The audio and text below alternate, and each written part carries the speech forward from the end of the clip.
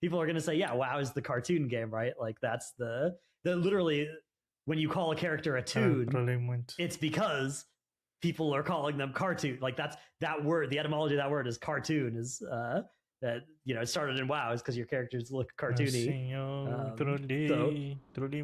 I don't know. Yeah, I think when you look at the story, it's always been huge, right? The WoW story's always been massive. It's always included some lighthearted stuff, some conflict.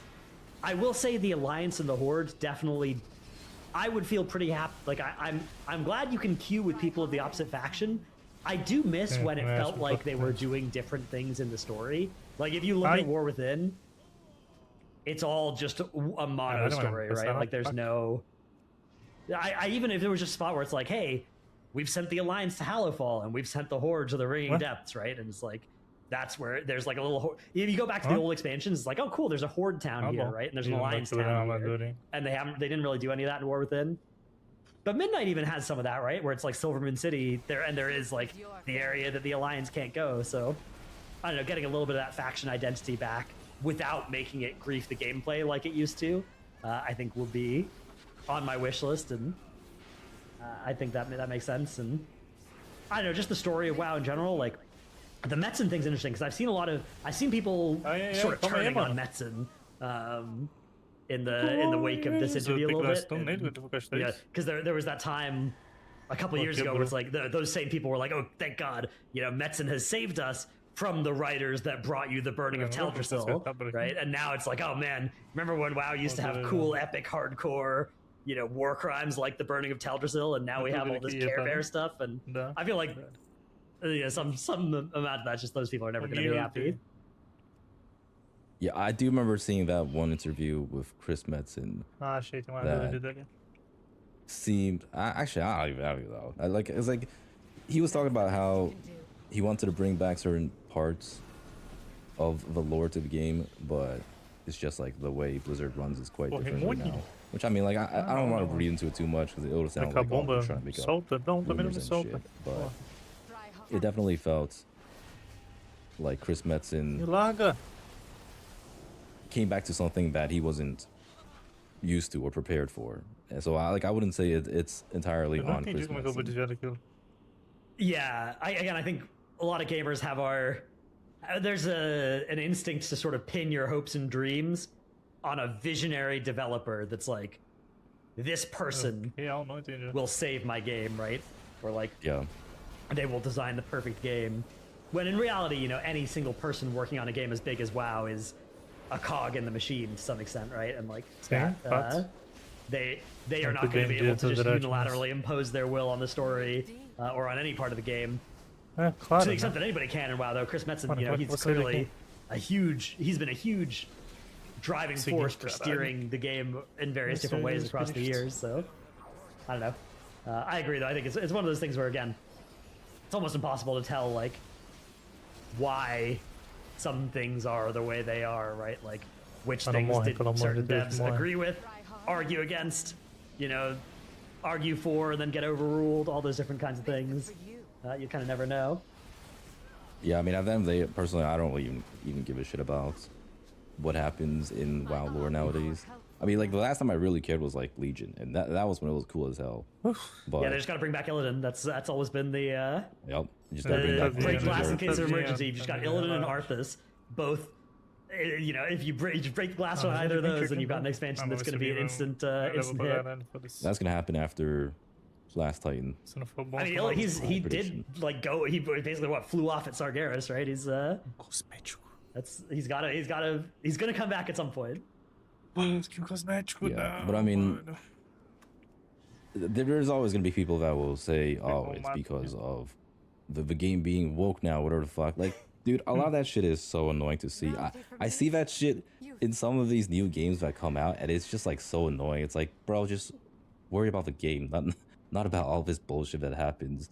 Like, so recently I've been looking into Neo 3, right? Like, this game, I played the hell out of the demo. Absolutely amazing game, by the way. I'm actually super excited to play it. It's like coming out tonight. And I was like reading up discussions on this game, and there's just like a bunch of disgruntled people that are like, oh, this game is fucking woke now. it's got body type 1 and 2 and your censoring stuff. I'm like, dude, these people are fucking ridiculous, man. Yeah. And I definitely see a lot of this in the whole discussion about this too. Like, yeah, the game has definitely gone in the direction that's, in my opinion, different from what it used to be. But like, in my opinion, I don't think it has anything to do with this. Yeah.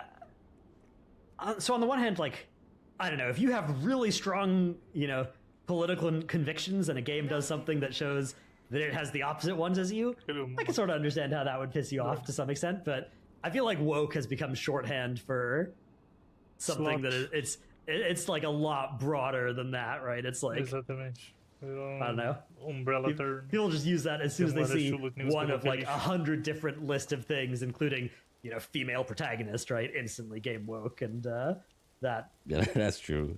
I don't know, like, it's one of those phrases where it's just like it no longer is conveying useful information even at this point. Yeah, it's just another word that people use nowadays. It's like slop. Like slop just gets overused. Yeah, although slop, it's good that it does that because that's kind of the whole point of slop. So it's like true. slop. It's all getting mixed together. Okay, acho que eu tenho que upar mesmo. Okay, cool. You want to do the Patreon question that we've got for this week? Yeah, sure. Okay. This week's Patreon question comes from Anon. It says, does Blizzard struggle with designing raid encounters that actually be engaging for 2 tanks? I've seen the point thrown around a lot that encounters that are interesting for even just 1 tank are infrequent in general. What are the best examples of Blizzard really getting a boss right for both tanks to have an important job throughout the encounter? This is, I guess, raid fights. You don't really tank raid, right? You always DPS in raid. Yeah, I mean, I'll do it for like friend raids or just like occasionally fill in, but that's about it. Yeah, I would say like Sarkareth was a pretty tank intensive fight. That one, actually, Gallywix was low difficulty in general, but there was some interesting tank stuff. I guess it wasn't really both tanks, but the like jump off the edge and then get life grip back or get rescued back or vengeful retreat back thing was pretty neat. I guess just engaging like moment to moment tank gameplay. I think stuff like the Rashok combo, those sorts of things being in there are pretty fun. Like that happens frequently and is engaging for the tanks to deal with because you have to like actually. And so phase 1 of Salhadar has this as well, where it's like you have this smash that's like 4 different parts and it can happen in a bunch of different orders, and you sort of have to understand what you're supposed to do in each of those different cases. And I think that can be pretty engaging. I don't know.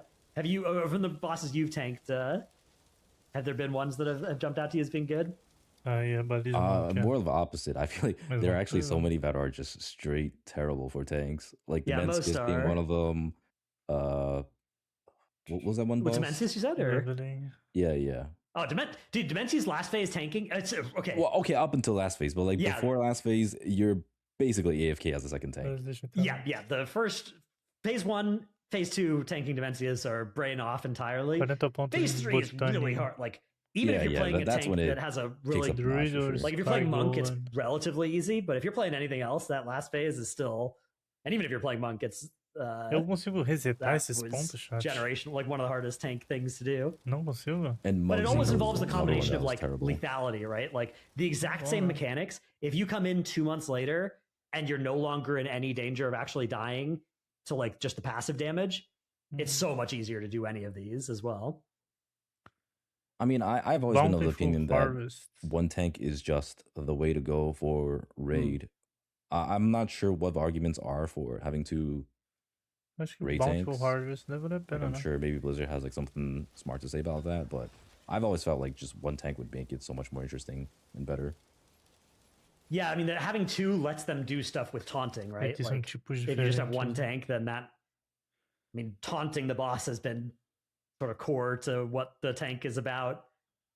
Going back to it does, but I mean, like they could always just make it so that like, oh, there are like things that come out that you have to occasionally taunt or something. But yeah, the whole off tanking.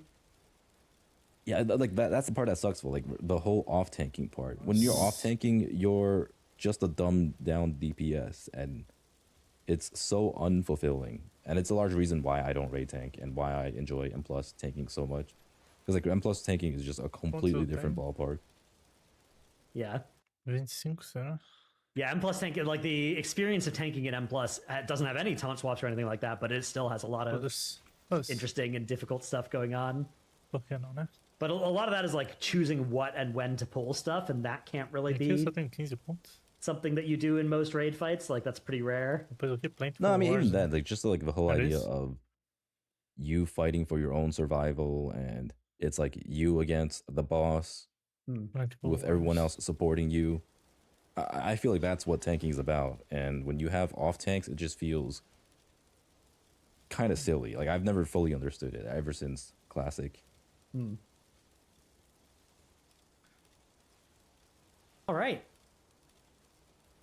I think that's going to be it for us. We'll be back next week with our third host, hopefully recovered from his... Hey, welcome to episode 87. 97 of the Potty Z.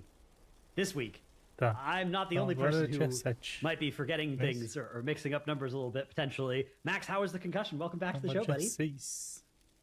I'm good. I've been good since, honestly, since like the day after we filmed it or something like that. It was generally pretty mild. I've only had like 2 other ones in my life, but yeah, just like a freak thing. Just had a weird collision that I didn't see.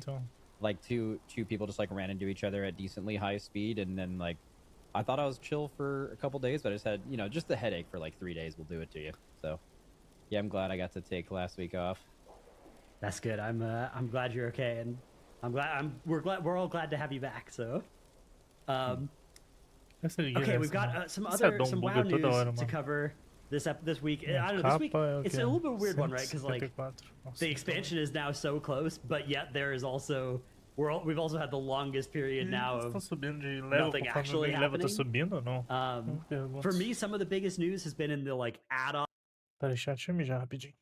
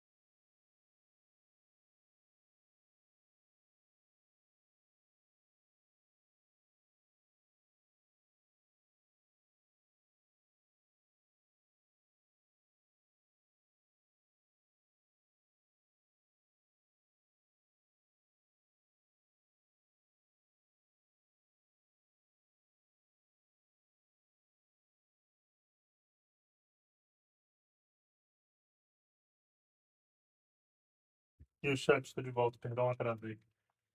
Demorei pouquinho no banheiro. Mas embora. Tá, eu preciso pegar mais item pra poder continuar os delves, não é isso?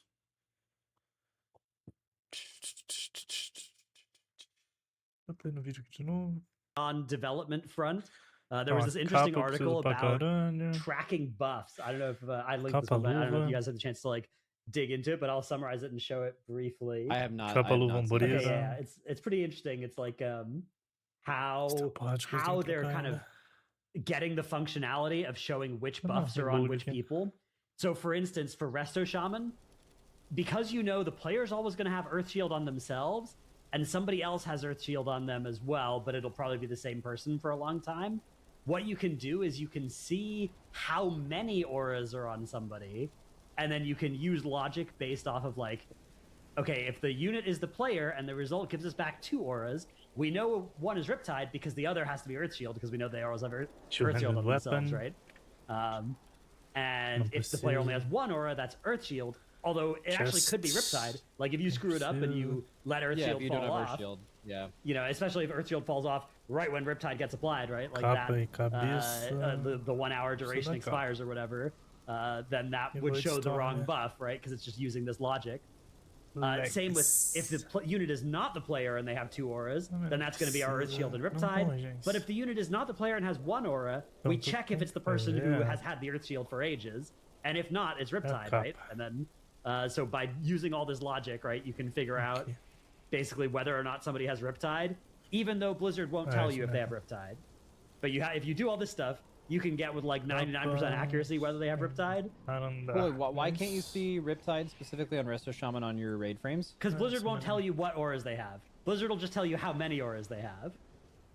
But then you know based on whether or not they've had Earthshield for ages, right? You kind of like assume, okay, somebody's had an aura for 10 minutes. That's probably the Earthshield.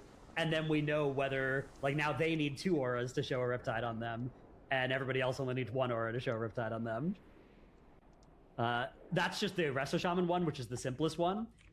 Yeah, it's the easiest way to understand, and then you could use that logic for most healer stuff. So for Disc Priest, for instance, you're now trying to track Atonement, Pain Suppression, Powered Shield, and Void Shield, all of which are short duration, and all of which, again, Blizzard won't tell you. Blizzard will not tell the add-on whether or not you have Atonement. But again, you can do all this really clever logic that I'm not going to go through the full example for these ones, but and I think they've also changed their method a little bit since writing this post. But yeah, I'm going to link this post. It's from, I think it's, what's this person? It's, who wrote this? Herrick, who was doing this advanced raid frames work. But this is why that works. And basically, yeah, Blizzard doesn't, they seem to not want add-ons to be able to do this, but they also seem to not care enough to stop add-ons from being able to do this. I think at this point, in a perfect world, if they felt like there was a good alternative, they would not want this to be the case. But I think if this is the case right now, and they know how they haven't quite delivered what they think is a good product in that way, I think they're going to allow people to kind of get around it for a bit. I bet it's something they want to fix in the future, but only once they have something like that in game that works, which, you know, ironically is maybe what they should have done with the entire thing. But yeah, bro, I don't know. I feel like the war is lost for Blizzard on add-ons. This is looking just like the private aura situation where they try to stop you from doing something and the players always find a workaround. Whether that workaround is good or not. Most of the time. Maybe not. Yeah, I would say most of the times, but yeah, like certain things are still not working. But in other news, they actually did bring back. They didn't bring back, but like people figured out ways to do cooldown tracking once again. There's like a Chinese add-on that people are using that allows you to track your groups, defensives, and personals and stuff. And for kick tracking, that also works. So from what I understand about the logic is, it uses the information from when a mob gets interrupted on the nameplates. Because like Blizzard added the interrupts thing on the nameplates, right? Where if you interrupt something, it'll say interrupted and the person that interrupted the target.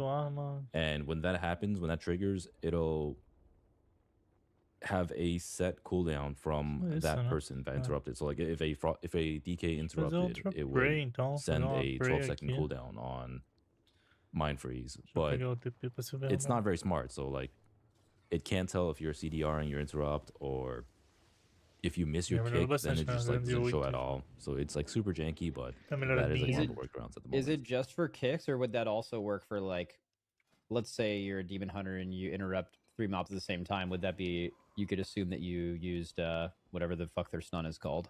No, because it's specific, the interrupt. It doesn't count if you just like use a stop. Okay. So it's like when you actually use an interrupt, and the way it's doing it is because the nameplate says interrupted, and then it shows like the name of the person who did the interrupt. By the person. So it's like, okay, I see that a nameplate says a DK just interrupted this mob, therefore I'm going to put the DK's mind freeze on a 12-second cooldown display. Right. Right, yeah, and then obviously they have cooldown reduction, or if the DK misses their kick, you're never going to get any of that. Yeah. Yeah. Yeah, it's weird. It's like it's a good. It feels good to have this functionality that we've had in the game for a long time that all of us are fine with, right? Like I know it's against Blizzard's philosophy. It's just, it's a good and bad feeling, because it's like every time there's some thing that we thought was gone that's back, and we're like, oh, good, that's back. It's like, well, it's like kind of an annoyingly worse thing than it used to be, and then also it's just like an increasingly bad look for Blizzard, right? Because it's like, okay. The whole philosophy thing is like out the window. If you try to apply the like, we don't want you to have any information by having add-ons that you don't have by not having add-ons, that's becoming less and less true every day. Yeah. Right. Like the ways that it's shittier than it used to be don't mean it's still not an advantage to have it, right? Like it's still better than not having a kick tracker, right? Like a 95% effective kick tracker is better than a 0% effective one, but it feels worse to play with, and it's a higher bar to like actually install it now, right? It's like more, and understanding why it's not always accurate is also something that like, it's a lot like the private aura situation. Like I said, because like the private aura situation, okay, well now you have to hit a macro, and then you have to make sure that everyone has the correct version and the correct macro, and they're actually pressing it, and you have to also troubleshoot it, and all that just to do the thing that it was doing before. It's so bad. Yeah, there's no other way around it. It's pretty. I mean, it's just I feel like Private Wars isn't even, because Private Wars was like annoying, and like really I think when you're thinking of Private Wars, you're thinking of like those few fights, you know, that were just Fyrak P1 intermission, right? Pressing a macro anytime you had to do something like that. But this is like becoming so much worse. Like I actually wonder, I think we said a couple months ago, you're gonna be able to do all of this stuff, but you can't do this. I actually wonder what is still gonna be in the game that you absolutely cannot do. Because if someone told me, like, for example, if you started this podcast and you said people found a way to track buffs, people found a way to track interrupts, if you said like literally anything else, oh, you can make weak auras for boss mechanics again, you can do this, I would have been like, I could believe it. You know, I could believe anything could work that they said wasn't going to work, because clearly the execution of this. Well, it's the execution of it, and also they are like one by one kind of rolling back some rules, right? Which is like little by little allowing some of this extra stuff to happen. Which again, is that a good thing? It's a good thing, right? More nuclear on, like it just feels really, I don't know. Personally, I would like if they just gone full nuclear, and then we just have like a couple of simple add-ons to work with. But obviously the community was not happy about it, so Blizzard kind of even a little bit. Yeah, I think they chickened out from like going full nuclear on it for understandable reasons, but that's left us in a place that was much worse than doing nothing. And the question is whether there is intent on their end to like over the next few patches actually do more. But the problem is like it's really hard to imagine clawing back functionality in like little steps mid-expansion, because that's just going to break a bunch of add-ons. Like if you imagine every single mid-expansion patch, all your add-ons are broken, you have to redo your UI again. Like, I think people had limited appetite for doing that once. They have no interest in doing it every single patch. So I feel like they've really backed themselves into an unfortunate corner here with like not either sticking to their guns or delaying the whole process until they had like a really solid understanding of basically like everything is either something that base UI can do and add-ons can do, or is something that neither can do, and like we really make sure that there's not workarounds for it. But of course, it's like impossible to patch all these workarounds. Yeah, I think this is gonna be one of the most interesting seasons because like right now this stuff is being cooked, but like there's gonna be so much more cooking when this stuff is actually relevant. Like you're gonna get into a season, you're gonna be doing high keys, and this specific mechanic is gonna be like just absolutely insane, and someone's gonna come up with some tech or some add-on solution for it, because like you've just gotten used to solving problems this way. If you're at the very high level, you've done the right thing, which is you've been approached this problem that's really hard to solve. What's the most efficient, foolproof, and the least amount of mistakes we will have by solving this problem? How do we do it? And that has always been make some cybernetic enhancements for it, right? And so people are going to do that. It's just gonna be really interesting to see what people come up with, how absolutely janky it is. And what this season looks like. I feel like this might just be like one of those seasons you remember because it's just like just so odd. Yeah, the cybernetic enhancement arms race. I think in the race world first is going to be interesting, but actually I do think the M+ season is going to be really interesting. Like how much people will come up with and use workarounds for all these things that Blizzard doesn't want us to be cybernetically enhanced for, but over the course of the season, more and more get solved that way. I was initially pretty optimistic about the add-on thing, but I feel like it's I would now put myself in the pessimistic column and I probably would for the past month or so have been becoming more pessimistic by the day. It's a noble goal. Yeah, that's true. And you know, you're not able to execute it properly. Failing at a noble goal is at least something, but I mean, still failing. But some people are gonna like the goal, but if you were someone who like didn't even raid that much, I really feel like the main thing that was getting nuked by this was like the figuring out raid fights for you, and that's just been something they've hated for a long time. And if you weren't even someone that was like interacting with that, you just got to hate this on an entirely different level, because like I think the base premise of it was just, you know, it's not even going to affect you positively, so it's kind of only been bad. And I think for people like... Go ahead. Sorry, go ahead. Yeah. No, you can go. No, you go. Okay, I was just say it's a bigger problem. I feel, you know, I've always had this feeling in the back of my mind where I just think that Blizzard needs to stop caring so much about heavily balancing the game. Now I know like everyone here doesn't be like, what the fuck, like, why would you say that? Because like it feels like to me Blizzard cares too much about having, what's a good way to put it, like they care about the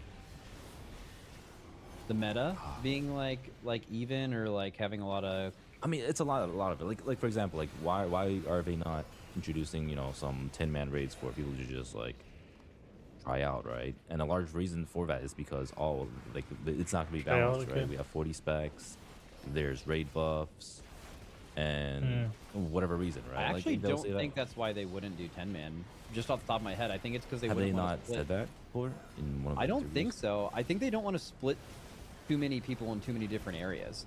That would also, I think, in a large way, would like take away from like currently their solution to that problem is flex rating, and then that would like kind of kill flex rating if people were like doing 10-man. I think it's, you don't want to like push your characters, people that are interested in PvE, into too many different lanes, because then it dilutes all of them. Would be the argument from them. At least from when I spoken about it. Basically, the way I feel is Blizzard just cares about this certain experience that players have, and it causes them to not branch out and try to do more things than they're able to. I feel like 10-man is like, Blizzard has experimented a great deal with 10-man in WoW, going back to when they didn't have it when the game launched. They added it. That is way too long ago. They added it in TBC. It feels like a different WoW. Then they iterated on how it interacted with the other raid sizes in Wrath. Then they iterated again in Kata.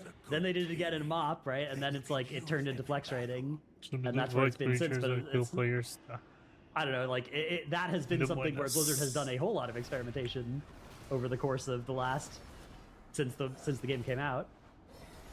I mean, personally, I can't see anything from before Legion to be relevant at all, because like honestly, it's a completely different game, right? Like we're literally playing WoW 4 at this point, and whatever they've done in the past is just like a completely different experiment. Because like if you consider the time, right? Like people always say, oh, they've tried 10 man in the past, it doesn't work. Well, I mean, like, why didn't it work? A large part of it is because there were just better gear in the 25 man, right? And because of the coexistence of 25 and 10, there's no reason to do the 10. Well, they had it with the same quality gear in some of those, like in some of those iterations of it. It was the same gear. It was like you got less of it, but you had less people. Yeah, I don't know. I can't really speak too much on the 10 and 25 man. I just figured like it was probably for different reasons than outside of it just strictly being a 10 man. Yeah, I don't think they have actually like explicitly confirmed recently why they are not doing it, but I feel like that is an area that WoW has experimented a lot in. It's just, I guess, yeah, you could make the argument. It was so long ago that doesn't count anymore. In other WoW news, there has been no balance patch this week, which is very concerning. Dude, I mean, it makes sense because people have been saying we're currently at release candidate, and they generally don't push out changes, but they have been at least bug fixing a lot. Like I've noticed a lot of classes got some random bug fixes. Enhanced Shaman Totemic is no longer randomly pulling packs. Face Palm got fixed. It's actually doing damage now on Brewmaster, so Brewmaster is even more OP now. Guardian Druid has improved a bit. They fixed a couple of talents. But it's still very concerning that there is no tuning. Yeah, I've been starting to like look into what's good because I kind of have just been ignoring it for a long time of like what specs are looking good because I was just kind of under the assumption that everything was going to change by a lot. But just from the first chunks of research I've been doing, there are some specs that are doing like half as much damage as they should be to be playable, and there are some specs that are doing like 50% more as well, like than the baseline level. At least again, it's early sims and stuff, and early builds, so there might be more to discover. But it does seem like there is a large amount of balance that needs to happen in a short amount of time. There was a heroic week, I guess, this time. Like there's the 2 lead-up weeks, and then there's a heroic week. So they have, not to mention, I think patches are when you go through an entire expansion, you're used to like how tuned things need to be going into a patch, which is like really well because from like the patch release, there's nothing to do, and they usually don't do any changes until like the actual season's out. But expansion releases, it's pretty common for them to have large lists of like classes. Because like think about it, in the first 2 weeks when everyone else is like questing and playing the game in early access, like what do you think class designers are doing? Like they're not like AFK, right? Like their focus is on making sure the upcoming like season is tuned before they're working on the next season. That's usually after the season comes out, right? That's when that stuff kind of tapers off. There's going to be almost like after the early access comes out, there's like almost 3 weeks, including a heroic week, where I think you will see a lot of changes. I don't know right now. Like it's definitely not super balanced right now, but I don't remember if this is like super far off where that's supposed to be at this point, because I'm just used to like a patch cadence where if this was like a patch and like the patch was coming out in 2 weeks, like that would feel bad. But I think in expansion, right now it's not necessarily a number issue though. A large part of it is how the classes play and what they're supposed to like. So this is video here, for example, he showed that like Fire Mage is very ignoring Pyroblast and ignoring arcane missiles, it's like where you don't fist the fury on single target. Like there are a lot of things that just are weird in rotation. It's missing a patch note saying those abilities do X amount more damage, where they just are now used rotationally again. Right. Yeah, this is that screenshot from Zorthus's video, which, by the way, if you're interested in like somebody who's actually really following beta, giving some really well-informed takes on what's going on with the classes and specs in beta, that is definitely the place to go. But yeah, this set of things, I don't know, it's not a huge set, but it does, it's weird because I never remember how it was before previous expansions. I know we've like had previous expansions where there's been some dooming and it's kind of always been fine. But this one does seem that's where I always come back to, and obviously it's like extremely important for me to like know what is going on with that, right? Like what is the meta going to be? But one thing has always been true, like you could say this, that like once the season comes out, it's going to be like pretty normal, right? There's going to be like a spec or two that's pretty sick. never too insane. A bunch of stuff's gonna be good. Some stuff's gonna be bad. Some stuff's gonna be extremely bad. It's just going to, like, I guess one thing you could say is just like, would you bet money on this season coming out and it feeling like most seasons? Yeah, right. Ambushed. Yeah, it'll probably work out. It's funny when we've been like setting up raid comms. One of the things that I keep doing is like I just keep assuming that they're going to make Devourer Demon Hunter like OP.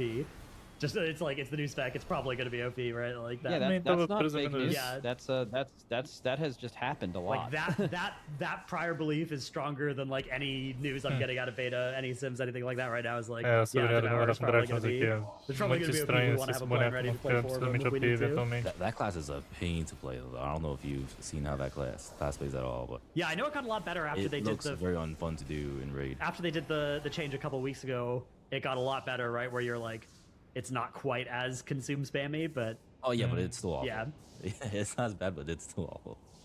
Yeah. So I think the bigger problem for a lot of players is they want to settle on a class at least on early access, and we only have 2 weeks for that. So we literally don't know what exactly are going to be good or bad. So I mean, like by the time so a lot of players can't afford to just like wait until Heroic Week happens, which is why you always see people coming down and being like, where's the tier list, what class is the best right now? And it doesn't really satisfy them if you tell them that none of this shit really matters, because there's probably gonna be a ton of tuning over the next 4 or 5 weeks, because that's not what they want to hear. They just want to hear what I should be trying to play at the time.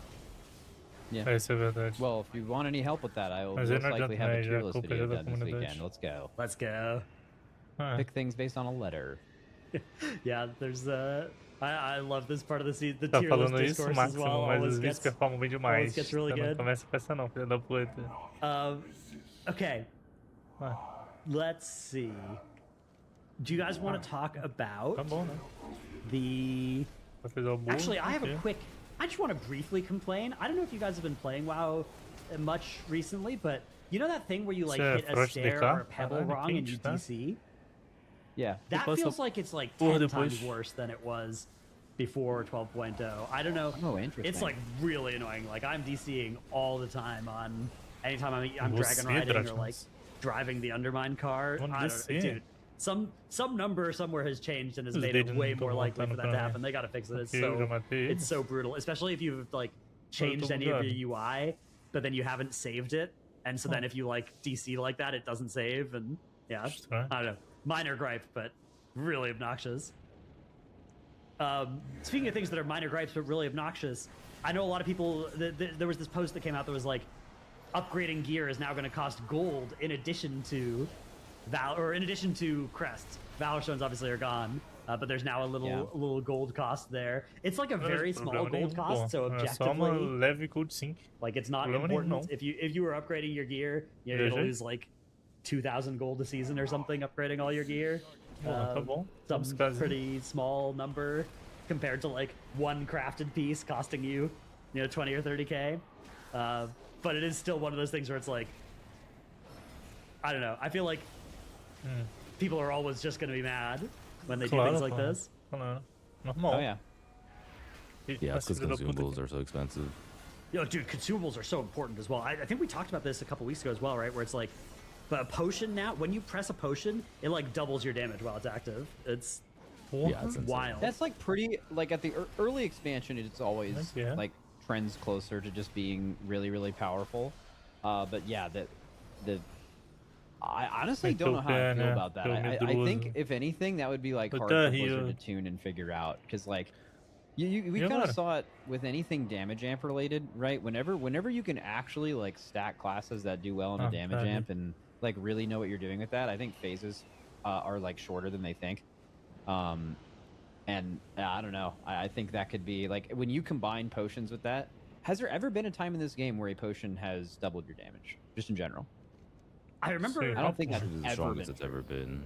Yeah, this has got to be more. I remember there was a potion of the Old War in Legion was like a huge chunk of your damage if you put it, because it like multiplied with your damage amps in a really nice way if you were playing some specs. But yeah, I've never seen it be this much. Eu tô com medo, pô. Yeah, I don't know. It's gonna be weird, but it kind of exacerbates the, like, now if you aren't interested in spending a bunch of gold for potions every day for your character, it's gonna be, you're gonna be doing a lot less damage. I guess there's the rank 2 pots, but like those are quite a bit worse. Well, it's like just rank 1 and 2 now, right? Yeah, sorry, the rank 1. I don't remember how pots. exactly it works. Yeah, they're doing like a pruning of the number of quality tiers for professions, which that's good. Which kind of sucks for people who are trying to just be frugal. I think you're still gonna be able to. It's always nice to use rank 2. Yeah, I think you're still gonna be able to save money if you use the, like, there is still always a lower rank option. There's just not as many of them. Oh, is the rank 1 like just as close? I don't know. I would be making stuff up if I said anything too confidently. Sure.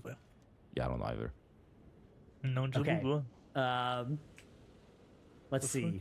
Any other WoW things people want to talk about? We've got over the last week, for a little look behind the scenes, we have like some Discord channels where we just put in stuff that is interesting over the course of the week. And did we talk about what happened with Echo? Oh, the MDI team? Yeah. So this is like a small tidbit, but apparently the Echo MDI team is, or I guess they were Holy Method last time. But the players from, it used to be Method EU, then Echo, then Holy Method. That team has been pretty stable for the past 10 years. Like, they've taken some seasons off, but it's been 3 or 4 of the same people. Pretty stable is an understatement. Yeah. Those guys are like, well, they've had like most well-known MDI team. A change here or there, right? Like the roster hasn't been the exact same 5 people the whole time. Though, yeah. But yeah, it seems like the core team is actually like breaking apart now. So it was on, I think it was on Now's stream that he said that Gingy and Kush were like going and starting their own team. And now there's a lot up in the air still. I don't know what that team's going to be. I don't know any of the other info here, but I don't know. Yeah, what's your take on it, Dorky? I mean, last MDI was the first time they ever came in not top 2, which is like crazy. I remember thinking like, has this ever happened in any time these guys have played? Probably not since like Legion or some shit, or maybe even like BFA. And actually, maybe it was BFA. But yeah, I mean, that's kind of crazy to see, or maybe that's like pretty exciting too. Like maybe that'll mean there will be more teams if that's gonna be 2 teams, and then if the Liquid team plays again and Miscount, those guys are coming in again. Yeah, I wonder if that would make have them like have some regression, right? Like starting over with a new. I mean, it depends on who they get. Yeah. But yeah, I mean, like 3 people. If like 3 people are new. But I'm assuming if they're gonna do it, they would have to get people that they have already at least played on that stage before, Like, that would seem kind of crazy if that wasn't the case. Yeah, or maybe they're joining one of the existing, like, good teams, right? It's like your team does well, and then you can poach Gingy and Kush, for example, right? And now you're like, your team is on the upward trend, and now you're on the, they see that, and then they want to jump ship from the team that's on the downward trend to a team that's on the upward trend. Who could that even be? What if it's me and nobody even knows? Yeah, what if it's Dorky team? That team would go crazy. What would it be? Dorky, Gingy, Kush, who's healing? That'd be crazy. I'm glad to see our team. I hope our team plays again. I thought they played really well. Yeah, the Liquid team. It'd be crazy if they didn't. They got second. Like, they came out the gates of the second, right? That's got to be. It wasn't just second. It was like an extremely close second. Right, a strong second. Like a second that looked like they were fighting for first, and then it was Holy Method that were in third. That looked like they were down, and they didn't look that close to second, although they actually all finished at the same point total. So, and the scoreboard looks a lot closer than it felt watching the last 2 days of that. Yeah. Yeah, it's like high stakes MDI time as well, because we're now like in the lead up to BlizzCon, which is going to have MDI at it, right? So that's MDI. That's something where also the first MDIs of the expansion are usually pretty big, because like the last MDIs, people aren't really aware of what's happening. It's like I'm sure a lot of people who are listening or people who are coming back to the expansion probably have no idea what the hell happened to the big teams. last nearly season, revealed. but yeah, I mean, it was kind of a shocker last season, honestly. Yeah, I know. I mean, yeah, seeing Echo come in third, but not even that, but just not be on the same tier as like the top 2 teams. That's just something you would never expect to see. I know whenever we talk about MDI, there's like a portion of the audience that's already gone, or that their eyes have glazed over, or they're using the chapters at the bottom to skip to the next bit. But I do think it's going to be exciting as like when there's a BlizzCon sort of in the future. I think that's going to make it a lot more kind of real feeling these seasons than like War Within MDI. So it's going to be really important which teams. Like, I think you want your team to be playing together for at least starting now. Ideally, already you've been playing together, and the whole lead up, right? You don't want to be in a fresh new dorky team 2 weeks before the competition starts. What do you mean? It's gonna be lit. Yeah. No, never mind. I'm looking forward to that. That would go crazy. But dude, if you had to like actually physically play it at BlizzCon, would you? No. You know, I actually had this conversation before. Well, let's go. What do you mean? Let's go. No, like, this was back in Shadowlands, because this was when we signed with Golden State's Warrior. I used to play with Steph Curry. Yeah. While I was on Golden State. Dude, the best part about that, he said Golden State's Warrior. Our coworker, Steph Curry. Yeah, our coworker. Yeah. But yeah, anyways, so this was back in Shadowlands. We did really well in our first MDI. É sim. Me, Pete, Junkrat. It's like agora tu vai fingir, né, teu filho da puta.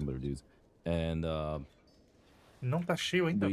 So that was when they were planning on going to LAN for the next tournament, because this was like right after COVID finished, and we had like a whole discussion of like, oh, would we do it? And there would probably be like pressure from Golden State's Warrior to like have us play on LAN and stuff.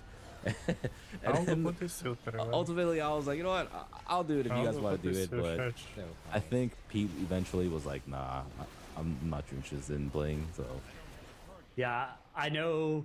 Now I would probably say no, dude. When there was like, so Golden Guardians had they'd signed like me and Tettles to be content people, and they were like talking to us about which MDI team to pick up between you guys and Ambition, right? And like the biggest selling point for them for Ambition over you guys was that they would use their cameras and they would actually be willing to show up in person at places, and that was like a deal breaker for you.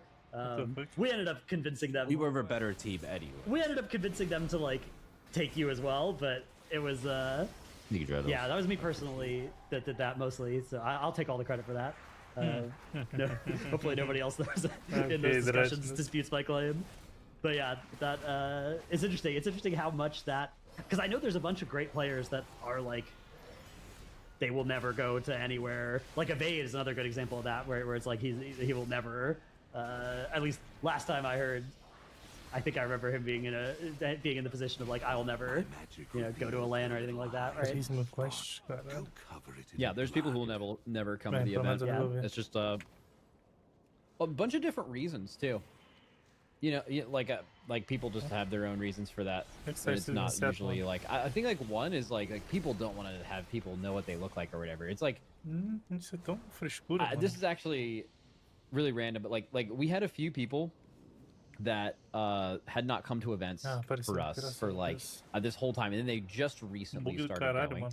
And then you just kind of assume, even though it's probably the wrong thing to do, that it's like, I don't know, that person might look kind of weird or something. Like that's just like why wouldn't they go? And then they just are the most normal looking people of all time, every single time, and they're just like private people, or they just like the comfort of their own home, right?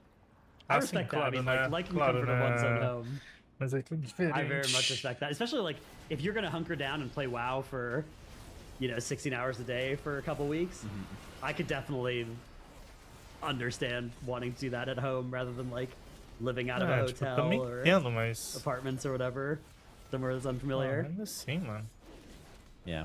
I would be completely open to that, but like I just have this persona, like I never really planned on streaming, right? Like I never streamed to be like, oh, I want to become a streamer. It just like kind of happened upon me. It's like how happened upon me. I didn't choose the thug life, the thug life chose me type shit. Yeah, just like that. Yeah, that was where my brain went as well. Anyways, yeah. So, like, I feel like I'm too deep in it, like it would just break the whole. Yeah, it would ruin the bit. Yeah, exactly. You've gone this far. How can you do this now? It is kind of one of those things. It's like where, when your email inbox, like once you have 100 unread emails, that number is just only going to go up, right? It's like that inbox is just every day. It's a more daunting task to actually go through it. So you just right click and mark all as read, and then the process starts anew.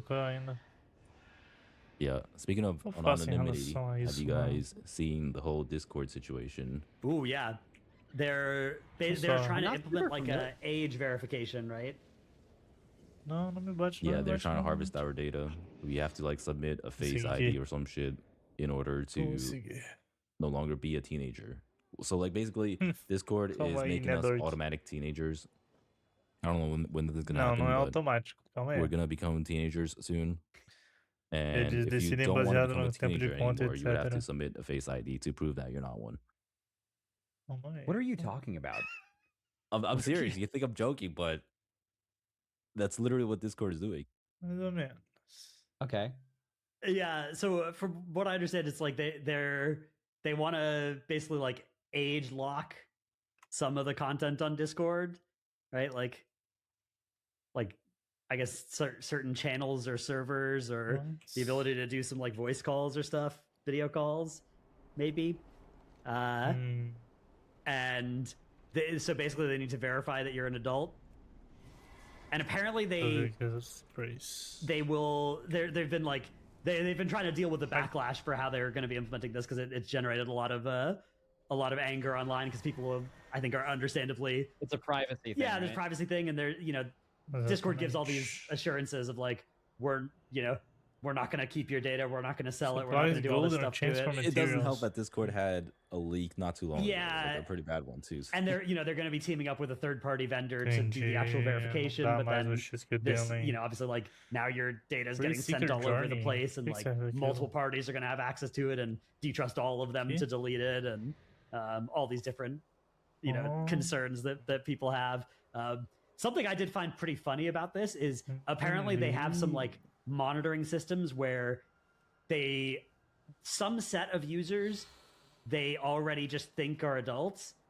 And my guess is like, dude, imagine if you're playing a game like World of Warcraft, right? Like if your Discord account has been flagged as like playing World of Warcraft for the past 8 years, like that is already a boomer game. You would have, like they know for sure you're over 18. You should automatically pass any verification. Yeah, exactly. Like if your Discord account in 2016 was ever tagged as playing World of Warcraft, right? That's like there's a 0% chance. Class Discord. Yeah. Oh yeah.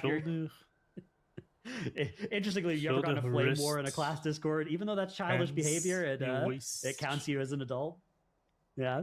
Yeah, but if you ever type 6-7, then you might just get flagged as a teenager. Yeah.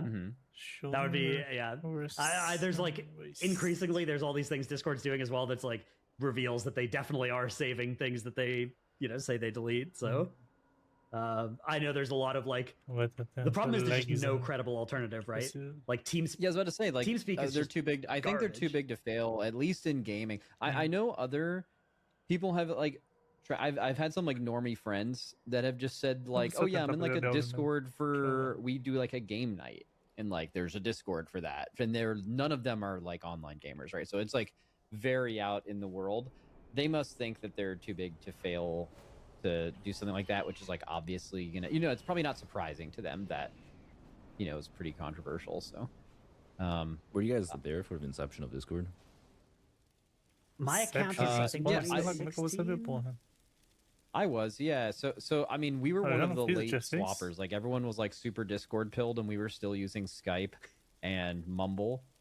Skype for like basically the Discord, what would be a Discord chat now, and Mumble for like what you would use Discord voice now. And then like Discord was one of those things where you just tried it one time and you're like, oh yeah, this is like 10 times better than anything we've used before. Yeah, dude, Skype was so dog shit. I can't believe we used that for so long. You just literally just give anyone your IP that you ever talk to, by the way. Yeah. The Skype DDoS, like it was very easy to DDoS anybody who was using Skype at all. That was a bad time. Yeah, but like I know a lot of gamers were up in arms about this, but like I actually don't know what Discord could do to have people not use Discord for gaming. I think Discord has such a chokehold on the gaming industry in general. Like they could do something completely egregious and there'd be like a Twitter trend for a few days where people are like, we're not gonna use Discord anymore, and like just the entire gaming community would not be able to move on to anything else. It's just that part is you're entirely correct. I mean, it's kind of like the whole monetization or early access problem that games have. It reminds me. It sucks, but like nobody's gonna. Yeah, they know they're gonna get mad, but no one's gonna leave. It reminds me of when everybody got mad at Twitter and we're leaving for Blue Sky, and I think. Oh yeah, that's it. I don't even think there's anything that's as credible as Blue Sky as an alternative to Discord currently. Although I know there are a lot of companies that are like trying to do that, but yeah, I think it's probably a case of like there would need to be a more than just one sort of blow to Discord's credibility. And there would need to be an alternative that actually was like at least as good, if not better, than Discord. And we're pretty far from both of those things right now. But of course, this could be as good as enough. You could be looking back in 5 years and I think point to this as like this is when it started, right? This is when the Discord. Oh, interesting. Started. I just can't imagine like someone investing enough money to do something as good as Discord has done it, because like it just seems like they would just be so far ahead, and there's a reason they kind of have a monopoly on it. Like, who's going to be like, all right, we're going to create a chat and voice service, and it's going to be better. And it's like, okay, you have the meeting of like, all right, what are we going to do better? And it's like, what are you going to innovate in that space? It's just, it is what it is. It's talk text. Well, but the real ID situation is already a pretty big. Yeah, the problem is if you try and make your company on the basis of like, we are better about your privacy and stuff like that, that's like such a hard sell because so few people actually care about that. Like, real on a visceral level, like they. Do you guys care about that? I mean, a little, but not that much, obviously. But like, I'm in a unique place where my name is all over the internet, right? Like, privacy is never going to be. But it's not about us specifically. It's more about just like them harvesting all our data. Right. Yeah. It's just like it's used for many purposes outside of just. If I know a company is harvesting my data, and then I know there's another company that's promising not to harvest my data. I don't actually have that much more trust that company is not going to harvest my data, because historically those companies end up harvesting your data anyways. Yeah, I'm kind of assuming that any company that has my account information is selling my data for money. Yeah, that's the problem, right? Is like if you design your company really around the idea of like, yeah, we're really good with our users' data, like one CEO change and all of a sudden that is no longer true, even if it was at the start, and it might not have been at the start anyways. Yeah. Muito bem dito. We are moving to a future of Face ID. South Korea already has that shit on lock. This is for you. What are some immediate benefits you guys see from that in the way that you play games specifically? Like, because I know that's a lot less likely to be a piece of shit, I would say, or cheat. Yeah, I think it's cheating, right? Because like your account is tied straight up to your phone number. Cheating in a lot of those countries. Oh yeah, right? that's how Leap works in South Korea, right? It's like you need. Yeah. Like if you get banned, you're fucking done. You know, like you're just see you, kid. That's why cheating is not much of a big. Yeah, because like I noticed with Korean MMOs, since I play a lot of them, whenever they come to the West, they have like absolutely no protection at all, and every single time this happens, it's not a surprise that everyone's just cheating their fucking asses off here in the West. And it makes sense why it's not as big of a problem over there, because if you're cheating your ass off, then, well, see you later. Your account's gone forever, and you'd have a really hard time trying to recreate one. Yeah, think about like the difference between that and like playing something like Apex Legends, which is free, right? So like you cheat in that game, and you don't have to like buy the game again to continue cheating. You could just literally make a new account. GG, you're back to cheating right away. Versus the complete polar opposite of that is you have your account, game costs money or it doesn't, but it's like now that stain is on you as a person, and that is like verifiable and trackable, or could be, right? Like that's, yeah. I mean the benefits of these people would be a lot less. Construído em cima de uma base de zero knowledge, tá ligado? Steam kind of. Capacidade de verificar documentos sem acesso à informação. On the other side of it is they're trying to protect kids, but I don't know how much I buy that. I feel like there are probably better approaches than doing the whole face scan shit. Yeah. What, protect kids from like getting groomed in yeah, because that's like a big thing on Discord, right? Like you have a lot of say Roblox players that will just herd over to some Discord, and you have like a bunch of fucking pedophiles that will just be like grooming on them But I mean, Muito bem dito, Dor. So fucked. something that people have been pushing É uma merda, for mano, recently mas that I've been seeing infelizmente more filho da is puta to é just foda, mano. ban minors Ser entirely humano é uma from merda, mano. social media. Tem There's 15 e uma legislation that's merda like ao mesmo tempo. all around the world and the country No is adianta. progressing to do that. Yeah. Yeah. I don't know how I feel about that personally, because like the me now, I would actually be like 100% on board of that. But back when I was a kid, bro, if you're telling me that I would be banned from using the internet, or like not really the internet, but like just social media or like Discord or anything, that would be like my fucking worst nightmare. Yeah, but like it's only because you're used to it and you know what it's like. Like there are parents. None of us here are parents, by the way, so like take this with a grain of salt. But like there are parents that like don't allow their kids to have iPads until a certain age because it, you know, it's good.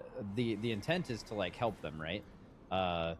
But you know, if you're a kid and you see your friends having iPads, you're gonna be like, why can't I do that? Or you're gonna try one time, and be like, holy shit, this would be sweet if I had this all the time. But I actually want to read an anecdote, if I can find it, from a teacher friend that I play hockey with.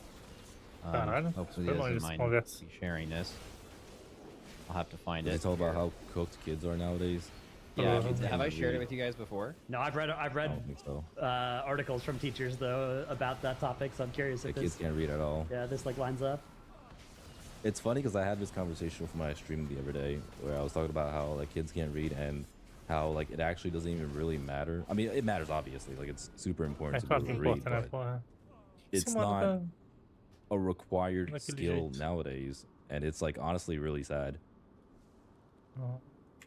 Okay, almost have it. Yeah, it reminds me of like computer literacy, like actually understanding how computers work. It feels like there was like a 20-year window where that was important, and people that were born in that window learned it, and now we are post that. It's a forgotten skill. Yeah. Obrigado, Variedade, é incrível mesmo. Dude, this was so long ago, but I know the I'm in the right text chain. I'm just having to scroll. Porra, Variedade, para de agarrar tudo, mano. Burra. God damn, you having mad conversations with this guy. Yeah. I be texting.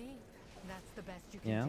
Dude, that's how you know you're old, when you're texting instead of using Discord or like do you know social media or something. Outside of America, WhatsApp is the meta in most places. It's like big WhatsApp text and stuff. Oh, WhatsApp is like a big thing around, yeah, just anywhere in the world. Yeah. I think. I've never used it. It's off meta in here, but it's like everywhere else does it instead of text. Okay. I found text. Off meta here. Well, meta everyone I asked him, I was meaning to ask you something. Tá certo, né, mas if I need to, but I was talking on my stream earlier about what social media appears to be doing to our youth, because it seems like they're just used to infinite dopamine and probably find it hard to concentrate. The background, since I don't know how much of they're going to cut before this of me trying to find this text, but person is a teacher in high school. Then I had someone point out that's exactly what old people used to tell us when we were kids about TV, right? Like people would say, "Oh, this will turn your brain to mush if you keep watching TV." It's like, whatever. So I said, "What do you think about being up close to them? Am I just an old person complaining about technology I don't understand, or is it actually bad?" And he said, "Normally, I say the old people just saying those things are just old and crotchety, but on this subject, the social media feedback loop is so strong that it is akin to drugs. The addiction to look at your phone and disappear for minutes to hours is insane. I worked at a private school for 10 years, and they were very anti-technology. The kids' attention span, quality of work, and happiness, which is somewhat subjective, were much stronger. My public school is a fight where 30% of the students are content to fail my class as long as I don't deny them access to their phones, and the level of toxic behavior is insane. A huge portion of my students, and this is the part I really brought this up for, a huge portion of my students have their primary account and then a troll account too, where they will try to entice their partners or others to see if they will flirt/cheat. Video games are addicting, but you actively engage in the material. The social media is passive and the material is often harmful." So, like, the thing that really struck me with that is the kids having accounts to basically rage bait people or like basically bully people. That just sounds like insanely fucked. And then I remember hearing a story. You said that you mentioned in other countries doing this. Were one of those like Japan or South Korea? Do you know? There's like the countries that were actually doing legislation to potentially ban social media. It's like, that I have no idea. Australia. Actually, there's a big one in America that's moving as well. But Australia has done it, I think. Let's see. Acho que a Austrália é o país que tá empurrando mais isso, media realmente. bans for kids. Eu acho. Yeah, Australia became the first to do it. in in December, so just now. France, the UK, and Norway are next up potentially.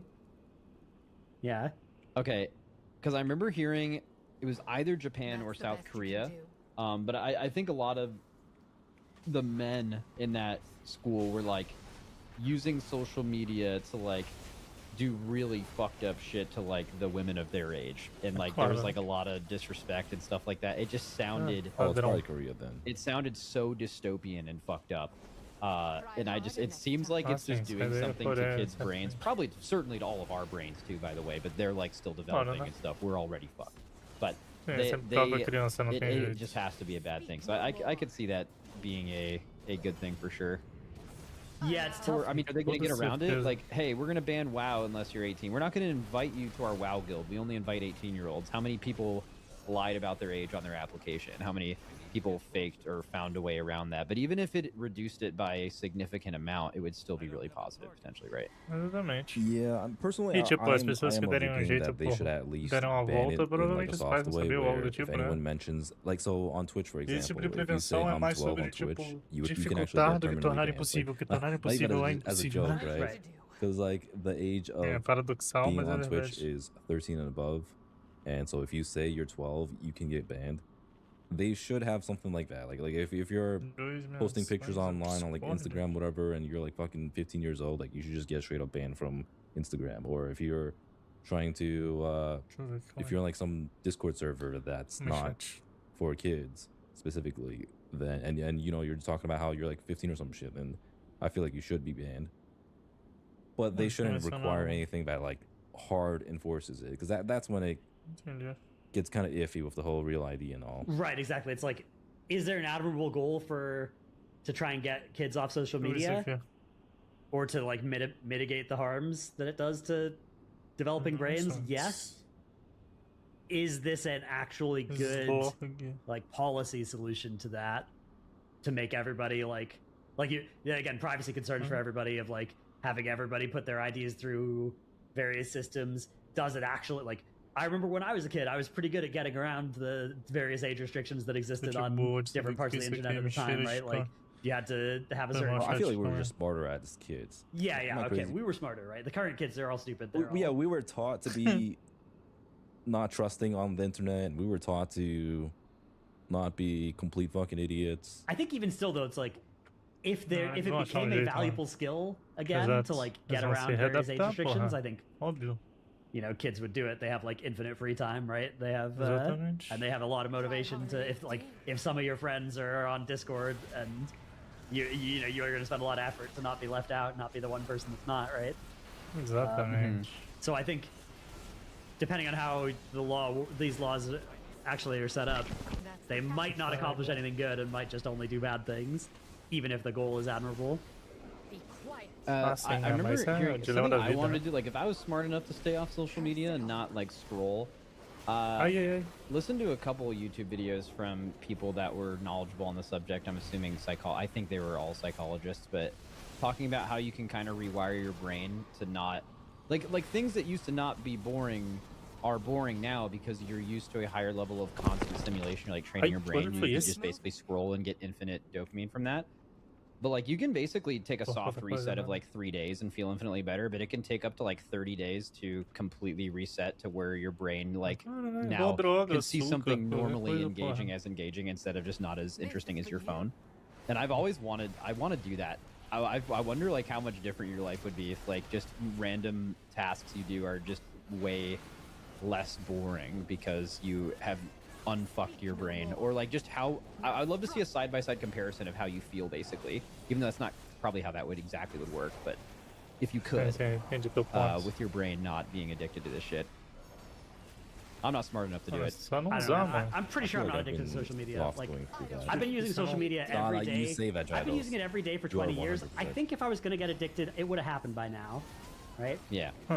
Yeah, surely. Exactly. Yeah. Surely. Okay, you guys want to talk about all the games that have died?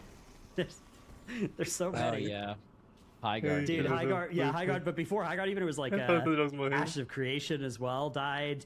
New World. That's a totally different story. I think they're kind of two opposite ends. All different stories, but similar. Yeah. Like, because people talking about the High Guard death, there's all this talk about how all the streamers that hated it and drew a hate brigade to it caused it to die. But then you look at Ashes of Creation, it's basically the opposite story, right? Where it's that one had all this backing and boosting from a lot of those same people that hated High Guard viscerally and loudly from the start, and it also died, right? So it's kind of I don't know. Wait, what game talking about? Ashes, yeah, a lot of the same streamers. I feel like everyone was shitting on Ashes. Nah, there's that. I mean, dude. I mean, Asmon was a huge supporter of Ashes for many years. Besides him, I don't know. I felt like everyone knew it was a clear scam. I think both Ashes and High Guard, now that they've both died, everybody always knew they were both going to die. But you actually go back to when there was credible hype around Ashes, there was definitely. So I feel like I have a pretty good barometer for this, because I have said that Ashes was looked absolutely terrible at best, and was too ambitious at best, and was most likely a scam from the very beginning. And when you said that, when Ashes got its first bit of press, you were the odd man out by a lot. People were just bro, you don't get it. What did you not see that thing, right? There was all this hype about it, and then over time it became a more and more acceptable opinion until it just became the clear majority that it was obviously fucked. But dude, I would say for the first 6 months to a year of that game coming out, they sorry, he really wants to go on a walk, which we'll do after this. But yeah, people were super hyped about that game, and I would say there's a strong correlation to people who were hyped about that game for a long period of time to people who said that High Guard was going to be bad for all the reasons they thought it would be. He's right about that.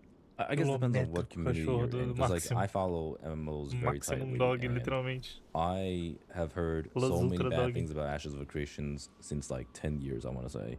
So I had extremely negative opinions on that game for many years now, because a large part of it is apparently the guy who was in charge of Ashes of Creation, Steven Sharif or whatever his name was, is a known MLM scammer. So they had a whole history of how this shit is gonna be a complete scam, and how Kickstarter MMOs have never been realized. And I don't know, the whole situation just it was so obviously gonna fall apart. Yeah, I feel like there was a set of people that were just they wanted to believe so much that they actually believed for a while until it became kind of obvious. Oh yeah, it makes sense. Yeah, which again I understand. People really want an MMO that fulfills all of their wants. Josh Strife Hayes did a video about this where it was he was kind of talking about how there's a huge set of people that haven't found an MMO home, and the possibility of that in an upcoming game is so much more appealing than the hard work of actually creating that in an existing game. That it's always so appealing. There's always the Riot MMO, although Riot did this actually. Another dead game was the Riot. Pera, chat, deixa eu mijar ali de novo e já volto. Cara, já vai falar que o jogo da Riot morreu de luta? Não morreu não, mano. Cala a boca.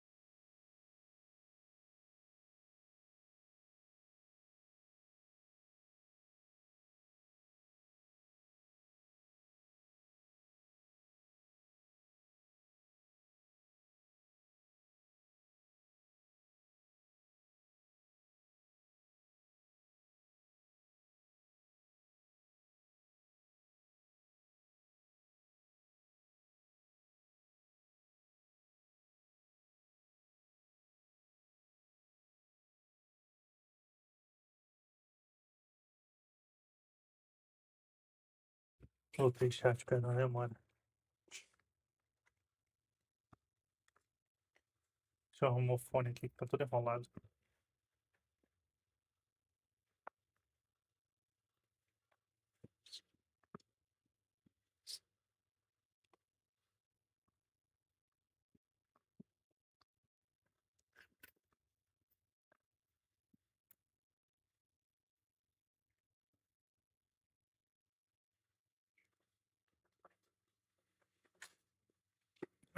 Beleza. Vamos tentar esse tier 7 aqui. Fighting game. Eu sofri, tenho certeza, mas... That one also, like, had the sort of high guard thing where it's, you know, laid off a bunch of people and... Has that game even come out? Yeah, it's like, it was like season 1 had come out and then they... Oh, wow. like wait. I actually don't know anything about that game. I had heard all the development for that game, and I never. eu acho que eu vou fazer I have some friends in the fighting game community locally, and I just never heard the buzz. It just never got enough buzz. I guess Highguard got the buzz, but for like the wrong reason, right? Yeah, Highguard is a really interesting example. Dude, that it blows my mind. I actually don't understand. I have a lot of like. I mean, I went to that event. I didn't like tweet about it or whatever because I just don't tweet, but. I like went to that event. I got to meet the developers with a lot of other people. It wasn't one-on-one. I got to hear them talk about the game, got to play it, and then talk to them about it. And like they were super passionate about it. I actually genuinely thought, and after playing it after launch as well, I did play it a bit. Like I thought it was a completely unique idea. There's not another game like Highguard. They're doing something different than any game has come out. And I think there should always be room for innovation, right? Like that, you know, that you want to try to do that. But like I think it's just so hard as an FPS game. You have to like become, or maybe this was just the expectations they put on themselves, but like you have to become the game that everyone is stopping their normal FPS game they log on after work with their friends to be that game. And even if you're good, if you're not that game, it's just it won't work. And like I think it's so hard. I was gonna say that because like it is an FPS at the end of the day. Like if you're trying to make a new FPS, that is such a saturated and competitive market. It has to stand out some way or another, and I mean, unfortunately, like the game is just not good enough. Because at the end of the day, it's super important for the product to cater to the audience rather than just like what they think might be good or not. It's interesting because they cite like all these playtests going so well and everybody really liking it. I wonder if it's like in a vacuum. If you play this game, you're like, oh yeah, this is a fun game, right? Yeah, that's exactly. But then when you're actually trying to like poach an Apex Legends player or a you know, an Arc Raiders player or whatever, and you're actually trying to like beat those games at being interesting for those players, it's like such a different task than doing well in your focus groups, doing well in your events. So everyone at that thing was a streamer, and most people knew each other, and they were playing in groups of 3 with people that they play games with normally. That is, and they're all, most of them besides me were like FPS streamers or pro FPS players that are looking for the next game to like go really hard at. So they're optimistic coming into it because they want this game to be great so they can play it and stream it or whatever, right? Also, this game is like super strategic, like insanely strategic. The strategy that could exist in this game is very, very high level. That is not something that you can do when you are playing solo with some other people you're queuing into. So like I think one thing with playtesting that game might have been like just understanding the solo experience is just never going to be the same. But there are games that work like that. Like Rainbow Six I think is very similar where like that's a super tactical strategic game that works. But like it's really hard for a game like that to succeed versus someone that can kind of just queue into a random trio and like succeed on a few levels because it's like easier to understand. That game is not easy to understand. Not only was it a completely different concept, but it takes a bit of playing that game to even feel like you really understand what's going on, and that is fighting against you. But to have that much depth in a game, there has to be some level of like it's going to take you some time to figure it out, right? Depth, often that is the sacrifice of having a lot of depth. You see this in PoE. That's probably the best example of that. Man, it's really sad for me. Like, I mean, I'm like seeing presentations from these people that are now posting on Twitter that they've lost their jobs, and they were so optimistic about this game. I swear I was there like I think it was like 2 weeks ago. I was there. It's like the short. Like, they lasted like 2 days longer than Concord or something. Yeah, which is I just find it so sad that like, and I genuinely think the game is good. Like I think it is a good game. I just think it's in like too saturated of a market, and just seeing all the. I actually feel bad that I went now because I'm like. I've seen these people's dreams explode. Like they were just like really passionate about this game. They thought it was a really good game. I agree. I thought it was a really good game. And then there's another entire part of it, which is it is undeniable that there was something in the air from people, streamers, whatever, their communities that wanted, like, before this game came out, you could just absolutely tell that they wanted it to not succeed. Yeah. And that was really, now I don't think that's the only reason it died, right? Like, I mean, if you have a launch with like 100,000 plus people playing your game and then it goes down to 2K and then it dies pretty quickly, like, I think it's fair to say it's not entirely on people saying the game sucks, because, you know, like, that's just they had the formula to succeed for sure. Like, yeah, that's not good entirely enough, on the right? game. Yeah. I mean, it's kind of like Lost Ark, right? Like Lost Ark, it had such a massive advantage. It came from Amazon. It was highly anticipated. It had over 1 million concurrent players, and Also it just completely fell apart. Yeah. Also, New World. Pretty much the exact same set of things are true about that as well. Yeah, I think MMO players are like that. Like, MMO players are like, is this the next WoW killer? Is this the next game I'm going to move on from my game to and then play for the rest of my life? That's how MMO players think about games, right? Yeah. And well, MMOs are a third space. Like, it's not just a video game that you're playing. You're investing in the world and in the community and in the group of players that you're playing with. So if it's not something that's worthwhile sticking around, nobody wants to play it.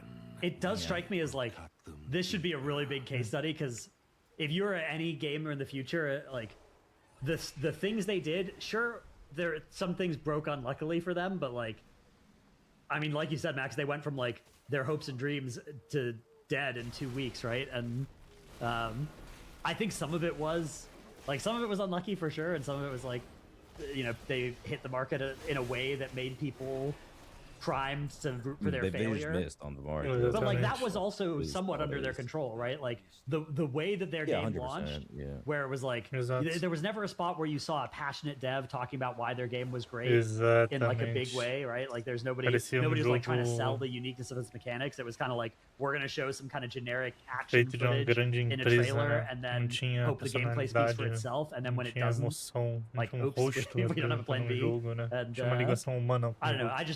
I think that the way the launch happened for this game, if you are any other publisher that's like planning how you're going to launch your game, I think the conventional wisdom leading up to this, that like, hey, we're going to be pretty quiet, and then, you know, we're going to like launch, and hey, we'll take free promo at the Game Awards if it's offered to us, and then we're just going to launch our game and like invite some streamers to an event and you know, see what happens from there. Like, that can't be your strat, because it's just so it's so vulnerable.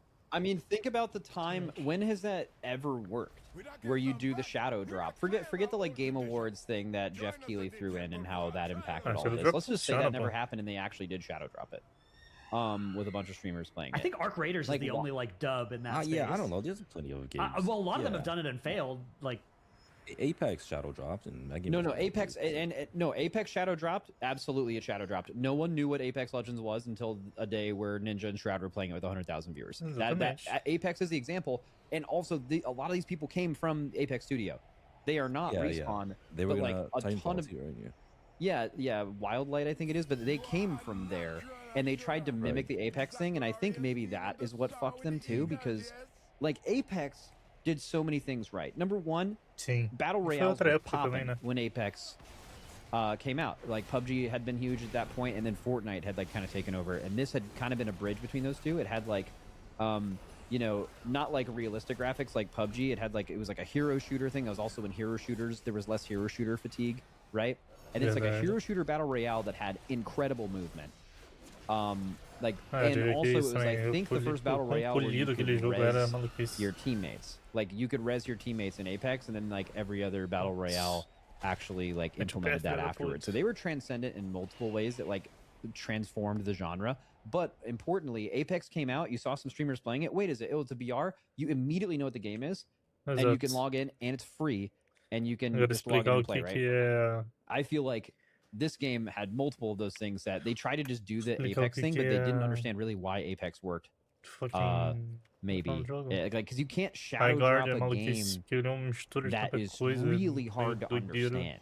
You know, like, I feel like that alone is just, you're fighting such a losing battle. But like, this game would have succeeded if there was a huge marketing thing, which is the alternative to this, right? You pay less streamers when it comes out, but you let people know about the game coming out. You let them know that it's like a base rating thing, right? You can at least explain the game before it comes out to where people are like kind of excited for it, that would be into it. But like, would that have changed this? I don't know. I do think I just think it were like immediately damned by starting at 100k and then going down to 2k. Like, nah, there's no way. I don't think that affects it at all. I like if you imagine that they see what you're into, saying, like the whole look of it, right? They didn't do the early access beta thing, right? Like they just like launched. Like if they had done early access beta, you know, invited some streamers, and then it was like, hey, you know, we're shaping the game over these next 6 months or whatever, rather than like, hey, we're launching the game. And then all these variables like time to kill, like the amount of loot that's available in the chests that you're, and the amount of time that you're kind of like randomly looting and not fighting people and not having a clear thing going on there, like that.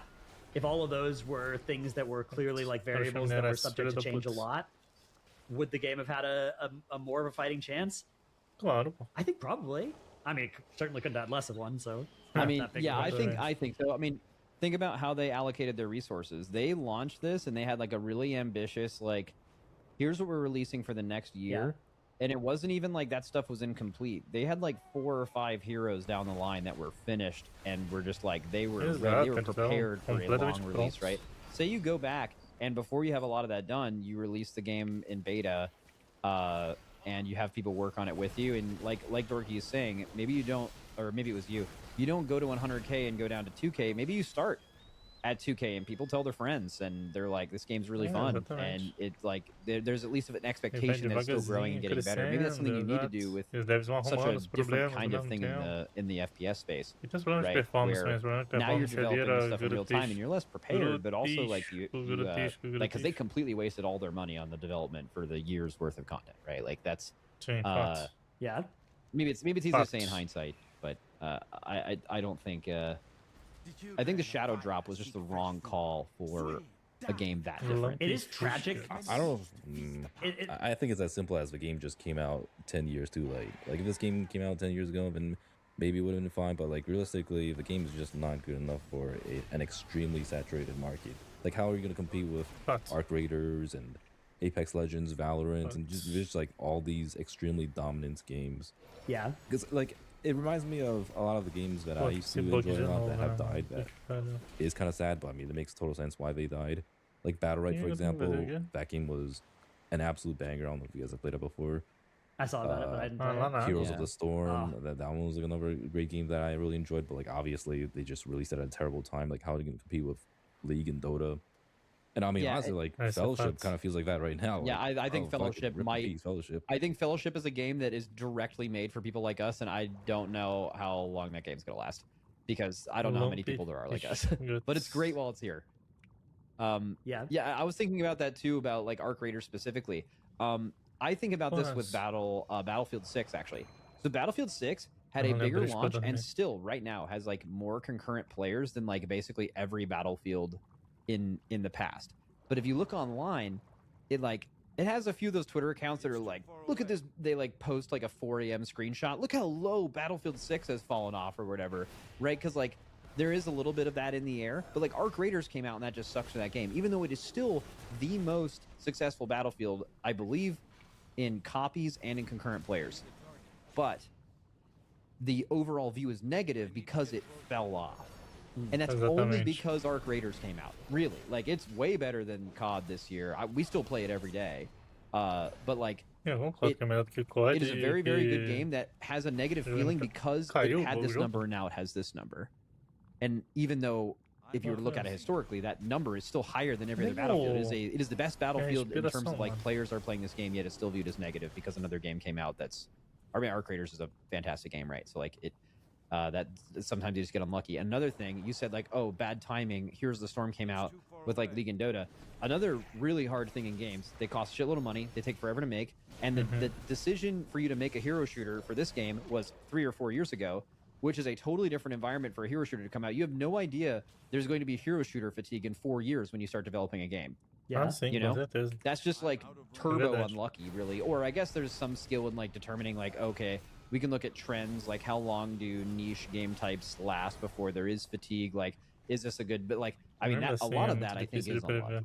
you know, like you don't know that like that's going to fall out of style, but the time you decide to start making that game is 4 years in the past from when it's going to come out. You're just guessing what the meta is going to be in gaming then, or what other good games are going to also be available. Yeah, I think that part you could call unlucky. I do think it's like it's both unlucky, but also a PR firm or something, or like somebody whose job, like a community manager, could have maybe predicted that, like, this game that is run by, you know, ex-devs, right, and like a developer-led thing rather than one of the big corporations or whatever, felt more like a big corporation game to a lot of gamers than the big corporation games, right? Like, this game, it coded as super corporatized, like boring EA slot. That is true too. Even though it was it's like from the studio of, you know, a bunch of devs that left studios to try and make a passion game, right? So like, história da Expedition 33, a mesma história. I think can be learned from for like how do you avoid that if you're a developer making the next game. And same with like the classes, the game looks like generic and, a perspectiva é sloppy, not sloppy in the sense of like sloppy, but like slop-y, right, where it's like it looks like exactly the same as a lot of the other hero shooters to people's first glance, right? And like that, I don't know, there's nothing remarkable about it. Even though like Marvel Rivals would be the complete opposite, where like nobody expected Marvel Rivals to be good, but the game is kind of. And again, even though like mechanically there is innovation in this game, it feels like a very uninnovative, you know, cash grab to people in a way that, like, you know, with some of that led dishonestly by some thought leaders in the space, maybe, but I think that the fact that had so much like fertile ground in people's minds it's not entirely their fault. Like that's somewhat on the game studio and like on the. I mean, it's like when I play Fellowship, for example. Like if I'm streaming Fellowship, literally every other message will be, "Is this a WoW clone? Why does this look just like WoW? This looks like a mobile game." You know, like that's just the perception that these games have when they look a certain way.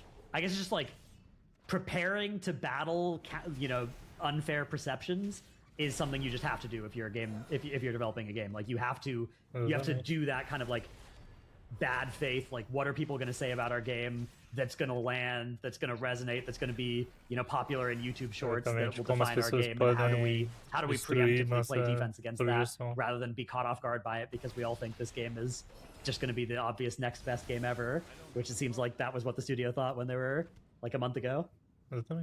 Oh, it's going to be especially rough with AI now, because there's going to be a lot more games that look a whole lot more similar. Yeah, well, again, like games will get accused of being AI, even if there's not AI being used in them. Yeah. Okay. I do think that's a large part of it. I mean, like the whole development cycle, like that shit matters a lot, and how fast you're able to develop a game. I mean, AI helps a lot with that too. I do know a lot of Chinese games that have been coming out. They've been super on top of developing their shit. Like they're super quick with their development. Yeah, the speed from like idea to game coming out would help with the whole like, oops, nobody wants another hero shooter anymore. Maybe we should have made a different thing, or, you know, released it 2 years ago. Design decisions too, like in MMOs in particular, because that's a large reason why MMOs never succeed, right? Because you're thinking about what's popular at the time. Like, say you're developing an MMO in 2024, and it's like, oh, this idea is extremely popular. But by the time the game comes out in like 2028, that shit's gonna be complete dog shit. Yeah, there's gonna be the backlash to it now. I mean, just think about it. Like when PUBG comes out in 2016. If you were to do like, okay, I want to make a battle royale, that shit comes out in like 2020, 2021. It has a chance. So like you have that same thought in 2019, Fortnite is popping the fuck off, right? So 4 years from now, of course, battle royales will be popular, and we can do a spin on this. And it's just a little too late. People are kind of over it, and battle royales have progressed enough where it's really hard to actually be an innovative game that comes out with something new, right? Because those games have just been trying to do that for many years, and you lose. And those two, it's kind of hard to make that decision of when you can actually do it. MMOs absolutely is the same thing. People are saying, making up how long it takes to make an MMO, like a true MMO, not like a PvP focused end game thing that I'm sure they can churn Ultimate out. Ultimate hardcore sandbox MMO. Yeah, like a full experience. Yeah, like how hard that is to do, like. Yeah. Like, or how long that takes. Like, you're just, bro, maybe no one in the world even wants to play an MMO fucking 8 years from now. Yeah. You know? No, I'm of the opinion that everyone will always want to play an MMO. It's just, this shit's gonna be impossible, man. The saddest part as well that... is like Highguard did the whole thing where they prepped a bunch of content to release over a year, right? And it's like that's the thing that all these MMOs fail to do. And Highguard did it, not obviously in the same genre, but then failed. And they got killed for it. Yeah. Yeah, or it just made the failure all worse, right? It was all waste. Like they lost more money because they did that. Yeah. Claro, né? Mas faz parte. Yeah, faz parte, tá ligado? Também não adianta. It is tough.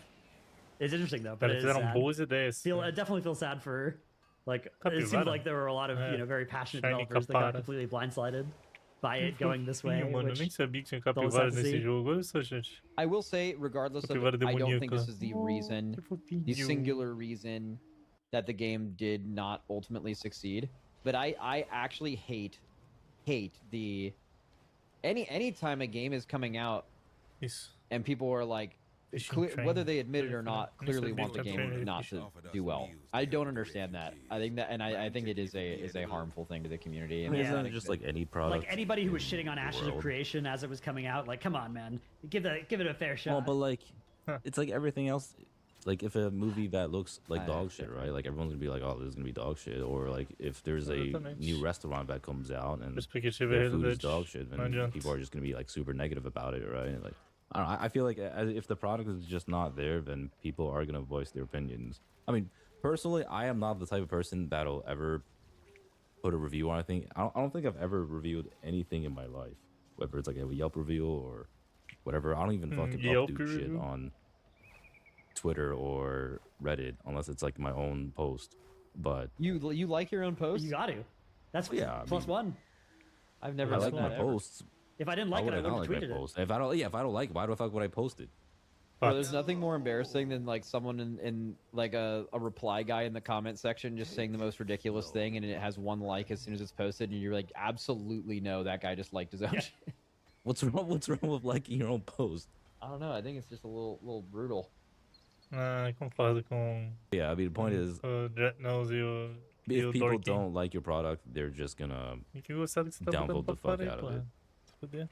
Yeah, that's the one thing that I've seen in like. It's just hard to draw the line for like where is it that people have like played or even like sincerely think that something is going to be bad versus like they're joining a hate train. That well, they don't really need an opinion. Like, have you ever seen Yelp reviews? Like, they complain about the stupidest shit ever, and it's like, this is just what people do. Yeah, and again, I think managing the launch of your game so that it doesn't generate a hate train. Obviously, you can't 100% that, but like, there are things you can do that prevent that. That the Highguard failed to do. Pretty much any of them. Yeah. Lol.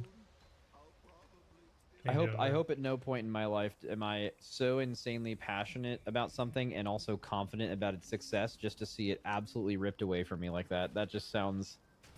I feel so bad for them. Yeah. All right, on that note, it looks like Frank forgot to give us a Patreon question. Mas agora eu tô com 2-piece bonus, não tô? Good news for patrons, though. We recorded a bonus. Yeah, we recorded a bonus, so that'll be coming out soon. Yep. So that stuff's coming. Yeah, we're gonna make sure that as we get into the launch cycle here, that's gonna be consistent again. 100% guarantee money back. No money back. What? Money back. We've said it. Parentheses. Fake. Yeah. Yeah. Hope you've enjoyed this episode of the Potty Sea. We will be back probably next week, although we gotta figure out their schedule. So there's a chance next week might be the last week off before midnight. That's also a possibility, but. Yeah. We'll figure it out. Anyways. Adios. Adios. Peraí, chat, deixa eu ver se tem alguma coisa legal pra gente ouvir aqui. Senão a gente vai de musiquinha.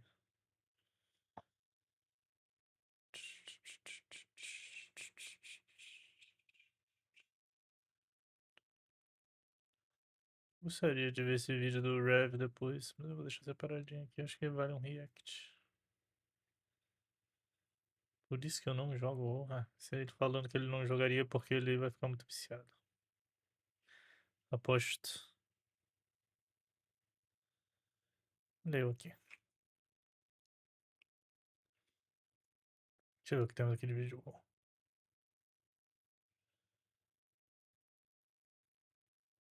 Three raise one winner. Essa daqui é. Não, eu tenho dúvida sobre isso aqui. Como é que vão decidir quem ganha? Quem fizer as 3 primeiras?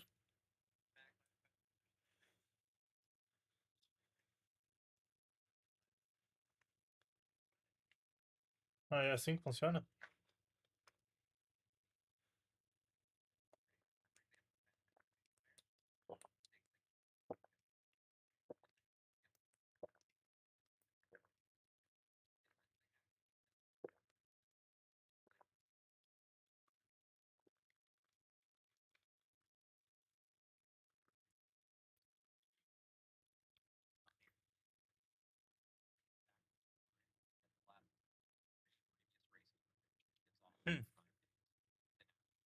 Pronto, agora você pode assistir.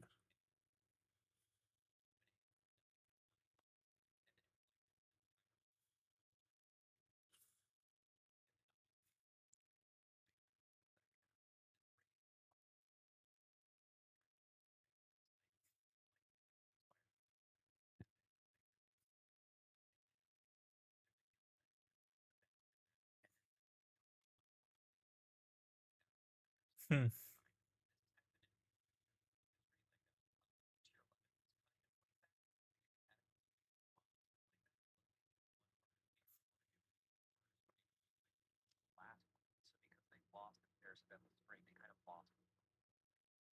Entendi.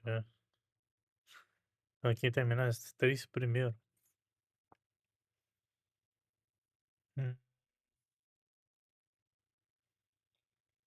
Claro que ele quitou, né, mano? Soda pop é soda pop. Popping off. Teve algum update do Radnose? Eu vi seus últimos vídeos já. Já vi. Tá. Deixa eu ver se temos mais algo. Provavelmente não, né? Acho que de WoW aqui a gente deve ter visto a maioria das coisas.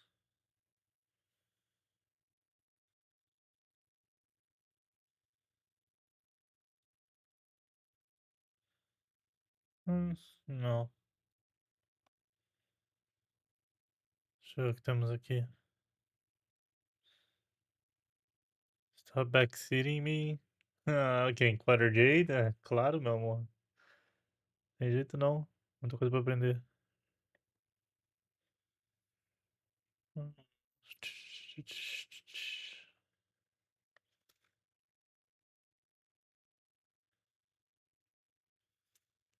Hum.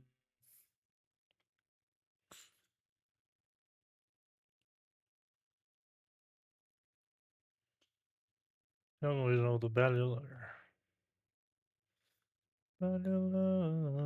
Não, já ouvi o vídeo dele.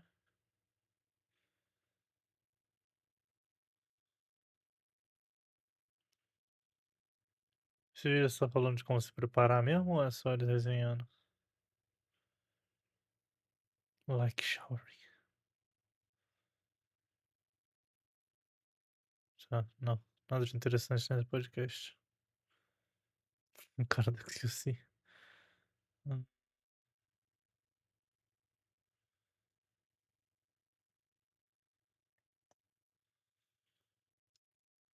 Hum. Deixa eu ver esse vídeo aqui na real. Nosso queridíssimo Necrits. Ops, sem querer.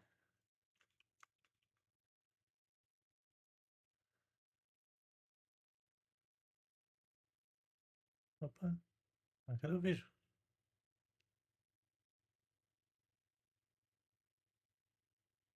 Vídeo?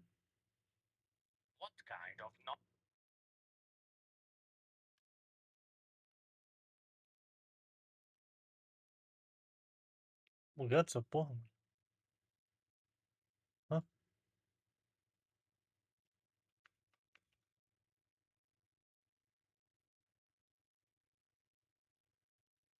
Ué.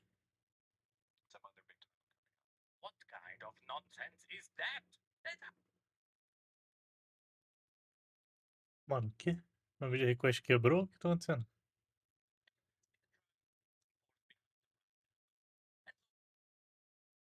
Nossa, real quebrou o bagulho.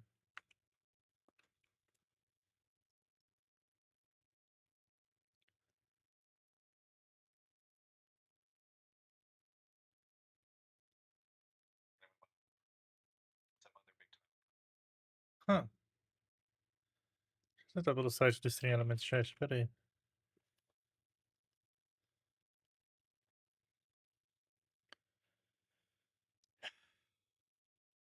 Onde é que fica o meu media request?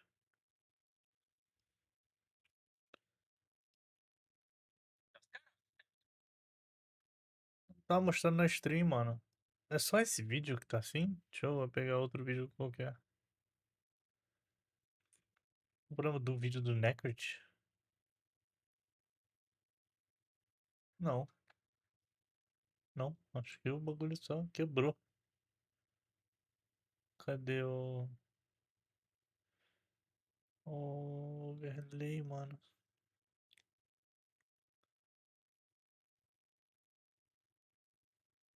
Não tem um overlay pra isso? Não tem. Tá por quê?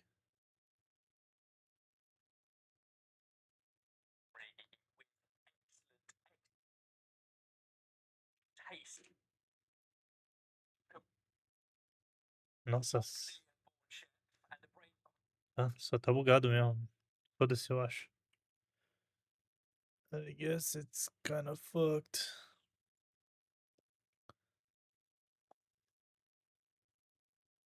Música. Chrome tá na música. Pronto. Top. Dá pra baixar isso aqui um pouquinho mais. Acho que assim tá bom, né, chat? Espero. Tá. O que eu tenho que fazer? Eu preciso trigar mais uma prey de algum jeito. E se o WordQuest não contou, porque ela não era dentro da cidade, né? Não tem como o cara me dar uma ambush no meio da cidade. Significa que a gente tem que voar por aqui e achar um cristal vermelho. Ou achar alguns mobs pra se juntar em cima de mim, que é aquele filho da puta vai spawnar, certamente. Tipo aqui, ó. Quer ver? Olha uma trap aqui.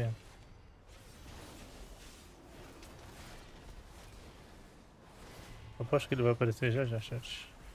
Ah lá, esse filho da puta. Tá ali pra vocês.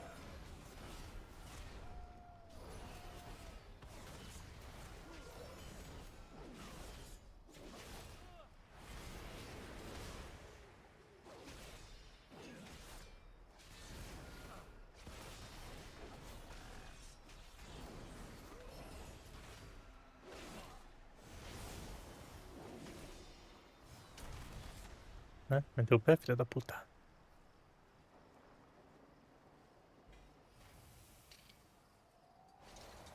Não completou? Hã?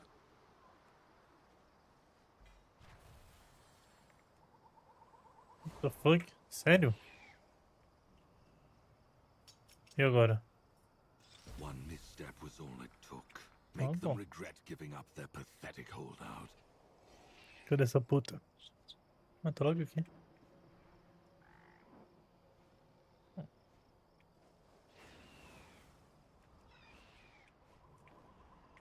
Trolei. Me relaxa logo. Foda-se.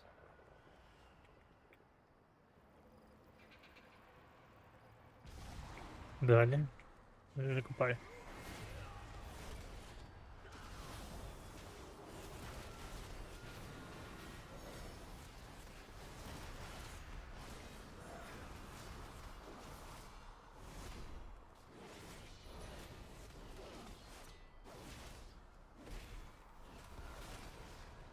Opa. Mas foi reinterrupt. The sheer power. Perhaps the Rendora. Gold e Void Light Mary. Tá bom, né? Ah, então acabei agora essa Prey, bota mais uma, né? Dito isso, antes de fazer a próxima Prey, eu acho que eu vou fazer... Nossa, tem tanto Bountiful aqui, mano. Perto isso. Vou ajudar um mano aí, né?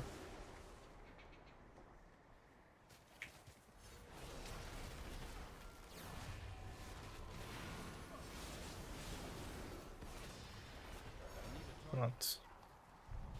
E também um pala, né, mano? Quantidade de pala jogando essa porra, maluquice, tá? Eu pergunto se é por causa de Midnight no geral ou se tem algum outro motivo, porque eu ia falar que eles estavam bem fracos até meta-wise, né? Ah, já sei porque que não tá aparecendo, é porque eu tô na porra do overlay errado, mano. Caralho, eu sou muito burro. Quer ver? Agora vai funcionar.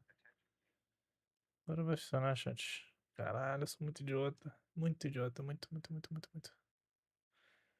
Muito idiota.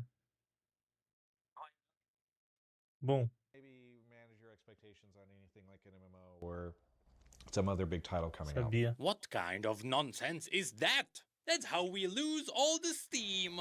Alright, it is true that over the years at this point, hype has been the driving force behind the Riot MMO.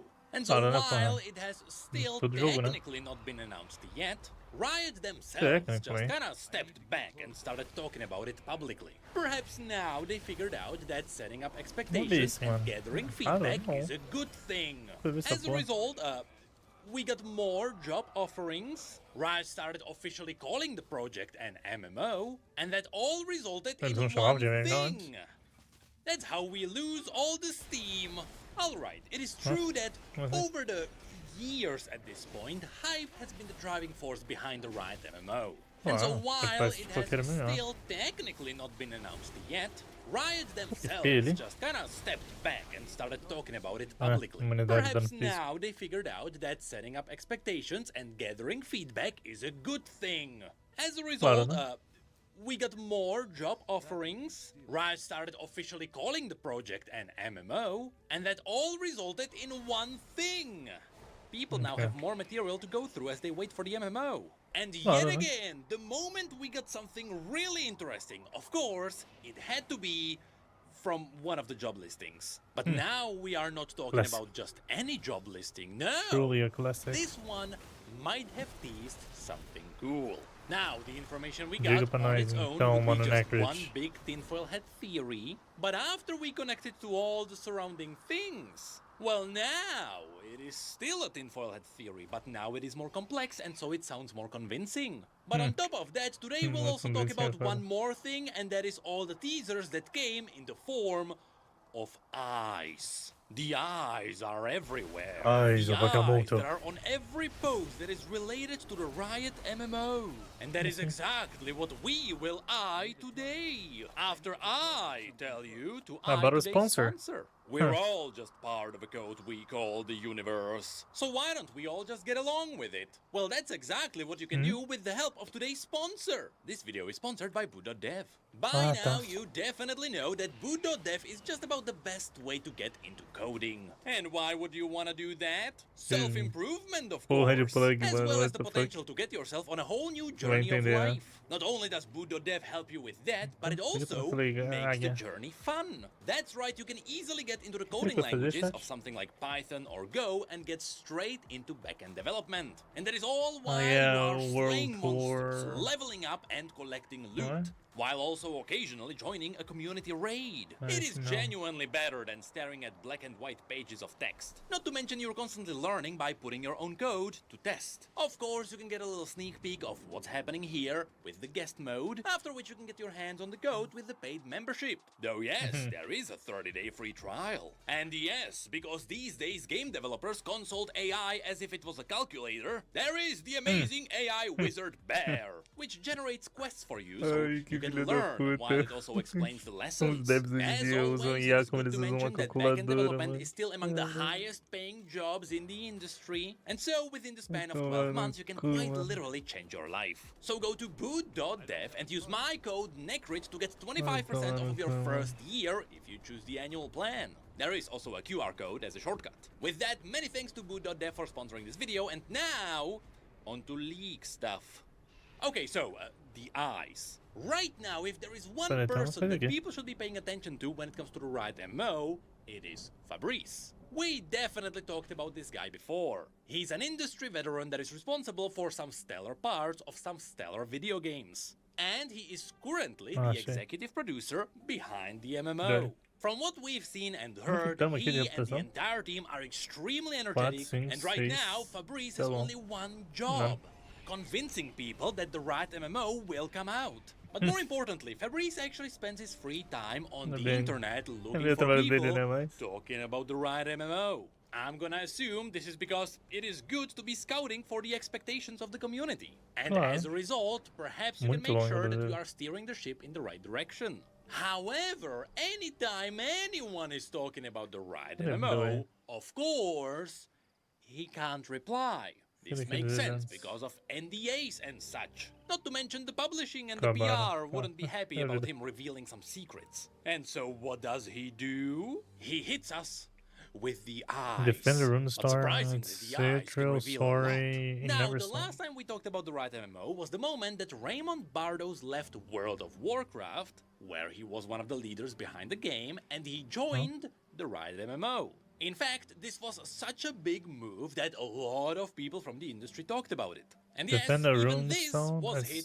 with a pair of good old eyes. After this, there was also the news that Ashes of Creation, which is a big MMO rival, is crumbling, and that's where the eyes got really empowered. Because suddenly, in an industry where every MMO is failing, you are holding the torch. But more than that, your team is stacked, you are seemingly going in the right direction, and things look good.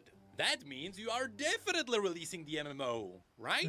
Well, here, Fabrice is reacting to Pink Ward, hoping that the MMO comes out. Here, Breach is doing the same thing. After which, Ghostcrawler called Fabrice their last hope. Of course, Ghostcrawler previously kickstarted his own MMO that also crumbled. Here, Fabrice is bookmarking how the Riot MMO is never coming out, which is a bit of a PR power move, to be honest. This kind of shows that Riot is serious about this. Because if it doesn't work out, well, your name is now out there. Which finally gets us to the interesting part. There are some new job listings, and once again, they reveal some interesting parts. So first of all, under all the listings, which are now officially calling it the MMO, there is one listing that I had to joke about, because there is a new position for Principal Narrative Designer. And after my joke, I got the response I deserved. That said, it wasn't I, so we are moving somewhere. Now, this position has an interesting description. As Principal Narrative Content Designer on the MMO team, you will help prove an innovative game concept in early stages of development. The ideal candidate is very experienced in narrative design. You will help us define and craft resonant narrative experiences that capture the hearts of our players. Now, I'll be honest, since for this position they are looking for someone who knows the League IP really well, I don't think I can even try, because I don't think Riot has permanent home office. But hey, I am technically a narrative designer. One of the main focuses of the game I'm working on is lore. Yes, in case you didn't know, I am a content creator by day and an indie game developer by night. Wishlist my game Funus right now, thank you. Anyway, the description continues. You partner with writers, other designers, artists, and engineers to build and iterate player-focused designs that aim at delivering a groundbreaking experience. This requires a lot of hands-on work creating, iterating, and tuning content and encounters. You are comfortable operating in an ambiguous environment where goals and constraints are mostly team-driven and where change, big and small, is a critical part of the process. You will report to a lead designer on the team. Yes, that does sound like a really cool position. And the responsibilities only outline this. This is a job for someone who's gonna be designing the narrative content. They have to be quick on the iterations, and they have to be constant with their designs. Also, you have to have worked on at least one AAA game. AAAs don't have future anyway. But hey, the Riot MMO is in Unreal Engine. Yeah, anyway, this job listing is kind of a bonus. Because honestly, it doesn't really tell us that much, right? Every MMO has narrative design. So instead, the one job listing we are after actually came out of a tweet from Orlando. Now, a bit of a snowball effect is happening here, but Orlando is a former teammate of Raymond from the World of Warcraft team, so it's cool to see that these two teammates now reunite on the Riot MMO team. Now, that's something that would deserve the eyes. But more importantly, Orlando gave us a job alert. Because the MMO team is looking for a lead rendering engineer. Now this is where things can get interesting.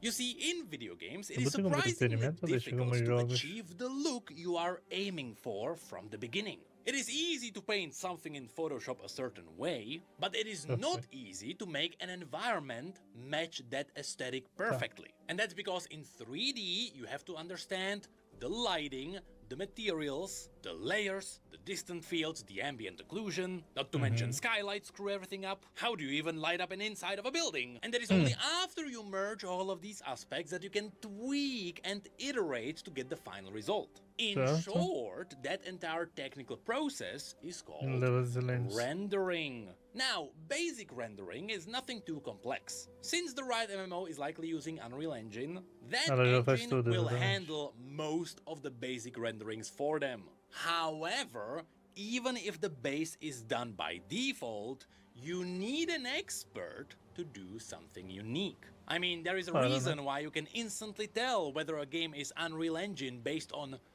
the look. So what if, let's imagine we are Riot Games and we have a certain aesthetic that the internet knows that we have? What if there is a very specific style that everyone recognizes? Well, if you'd like to achieve that kind of a look in a video game where nothing is really a 2D painting, but rather you would have to achieve the same look in 3D rendering, well, for that, you would need an expert. One that, as responsibilities say, can work collaboratively with our team to help realize the overall vision of the game, which is where we have to confirm that, yes, this is just a tinfoil hat theory. But it is not yet big enough. No, that's where we can link it to something else. You see, 9 months ago, out of nowhere, this video popped up. There is a video from a guy who was trying to learn the arcane style and he was trying to make an Unreal Engine game using it. This was all just a project so he could learn, and so he made an FPS game in arcane using Unreal Engine. Now, truth be told, if you go through the video, you'll see that this guy figured out some genius tech to adapt the 2D art into the 3D environment. When it comes to Arcane specifically, you'd be surprised just how many scenes are faked, because the vast majority of Arcane are just 2D paintings. And so to take all of that and turn it into 3D is just a work of art. And so, it wasn't really a surprise to learn that 6 months after that, he announced that Riot hired him for an R&D project. Now this is very sussy to me. I mean, in that video, after he announced that Riot hired him under a contract, he also said that he wants to learn the arcane style even more. He wants to perfect it, and so he would make a part of an open world environment. Now, this is not something that he said, it's something he literally has done. And the result? My god, it works. And so, of course, what do? We take all of this and we tie it all into the final piece of the puzzle. If you go back to the first interview about the Riot MMO that I've done, which coincidentally is also the only interview I've done, they mentioned that...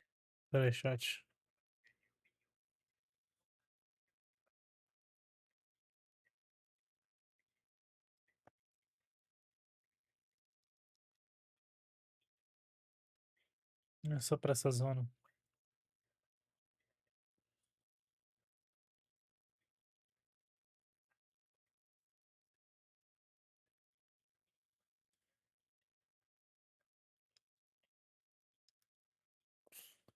Foi mal, YouTube, vocês não estão ouvindo o vídeo. Deixa eu arrumar aqui. So here, as you can see, you have 4 main loas. So you have Akilzon, Loa of Victory, Alazi, Loa of the Hunt, Janale, Loa of Fire, and Nalorak, Loa of War. And then you have 8 other smaller loas. And when you choose one of the major loas, these will then become some blessings that are linked to the smaller loa. And what's interesting is that each of them will change depending on which of the main loas you are choosing. So it means that in total, you have like normally only 8 of these blessings, but because they are specific to each of the 4 loas, you will get basically 32 of them in total. So here, just an example, for instance, with this one, as you can see right now with the Loa of Victory, you will be able to gain 100% movement speed for 3 seconds whenever you slay an enemy, but you also take 100% more damage from the next source. Then if you switch this one, the same blessing will suddenly allow you to have a 25% chance on hit to deal 100% more damage, but you also have 25% chance on hit to deal minus 50% less damage. Then if you switch to this one, you will be able to gain 100% spell power, but you will also receive 100% more damage from all sources. And then finally with this one, you will be able to gain 25% leech, but you will also take 25% more damage from all sources. So this is, for instance, how different some of these blessings can be from one Loa to another. So now let's go quickly through all the different blessings so you have a good... One thing that is very important to note is that once you choose one of the blessings, you can remove it. So this is not something that is like locked in. And you can also just opt in and out of any of the major loas. So this is overall something that is very good because it means you can really change whenever you want. So here, basically, as you can see, these are all the different smaller loas. You just want to click left in order to learn one of these, and then click right if you want to remove one of the smaller ones, or if you want to remove the main one, and then click left again to learn it. So that's how this system will work. Now, of course, you need to unlock each of these smaller loas in order to then benefit from their blessings, and you have different ways to unlock all of them. And also, when you will unlock all of them, you will be able to get this achievement right here, the Altar of Blessings, Amani Curious. É, essa do vídeo está explicando como libera. É, tipo, agora só tem um. Novo Warren Peasant Blast, 15% de chance de dar pierce. Increasing physical damage taken by 30% per second. The effect stacks up to 5 times. 50% to charm your enemy, forcing them to fight other hostile foes on your behalf. Poison your enemies. To stun your enemies.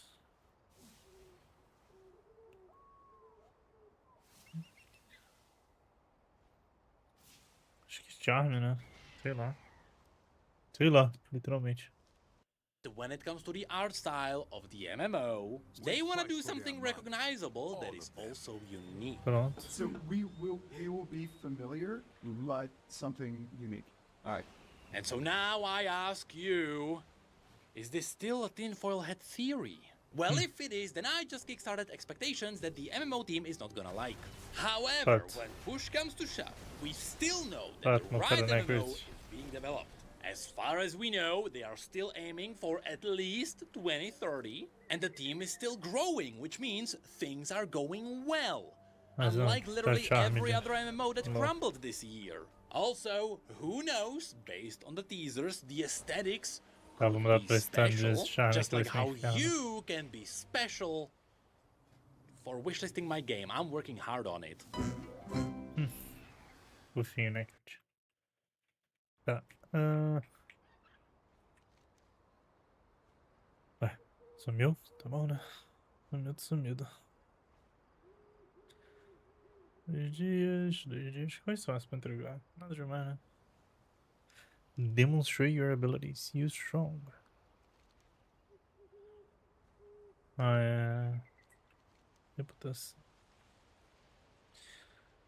Reputation.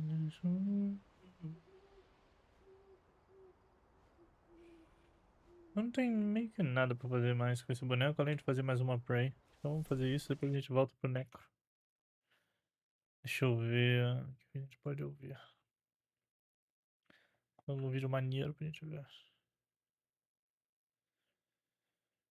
Fashion farming.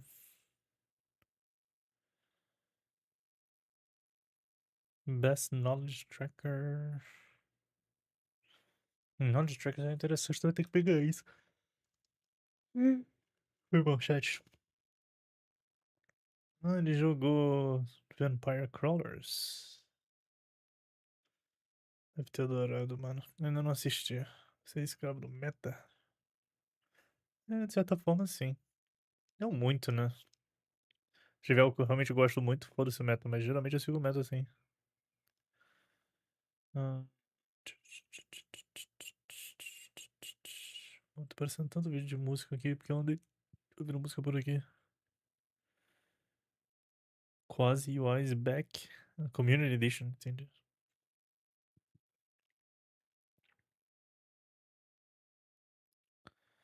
Soundtrack boa pode ser interessante, vou deixar aqui do lado. Eu queria mais um vídeo mesmo.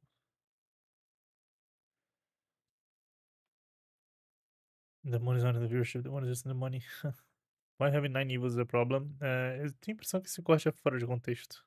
Eu tenho quase certeza que se a gente apoia a gente ter evils. Dedicados.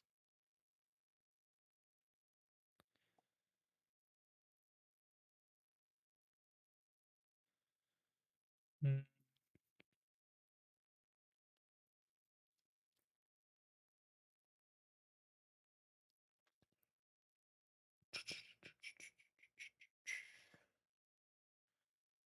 Mano.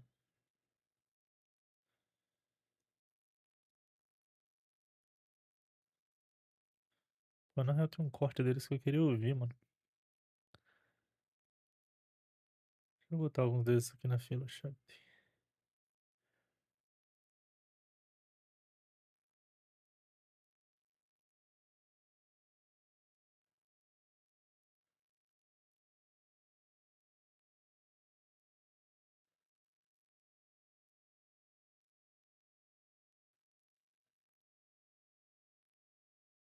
Chanson, Bacomaster. Hum.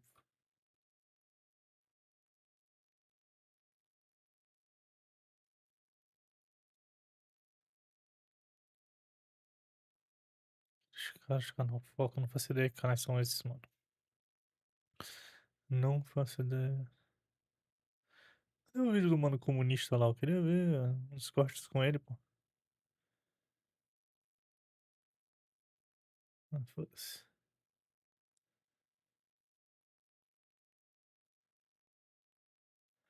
Foda-se, chat, foda-se. Ah. Deixa eu ver se tem alguns cortes bons aqui do Mago. Eu queria ver ele falando de Pokémon que eu não vi ainda.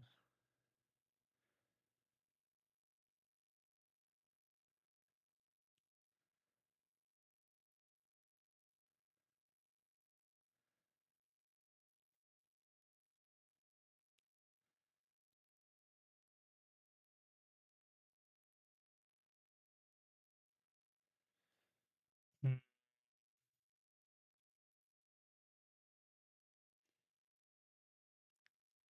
Tem muito corte. Vou botar aqui. Pera aí, chat.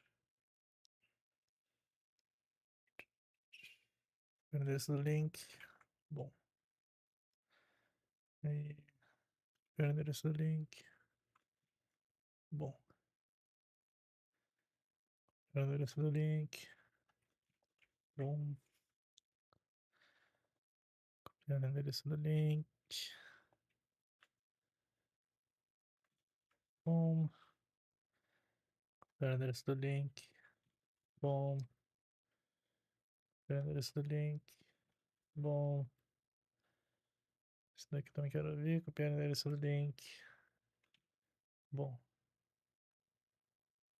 Next up, Vou mijar e a gente continua o chat. Aguenta aí.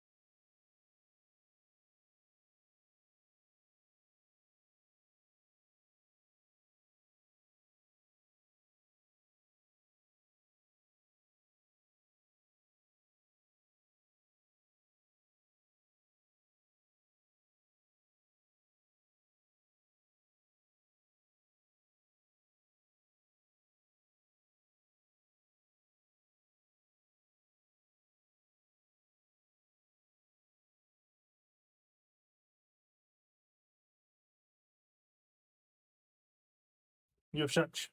Tô de volta.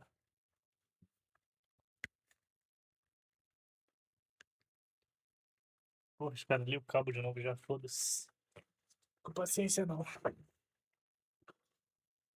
Burgers. We have some news about Pokémon Pokopia. O que eles... Não queria ver. Já vão revelar que o Pikachu tá morto mesmo? Coitado do Pikachu, por que mataram? Mataram o Pikachu, que dava.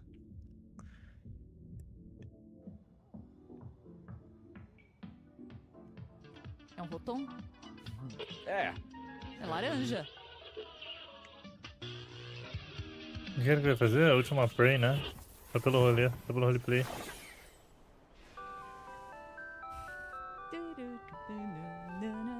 É o Rotom mesmo.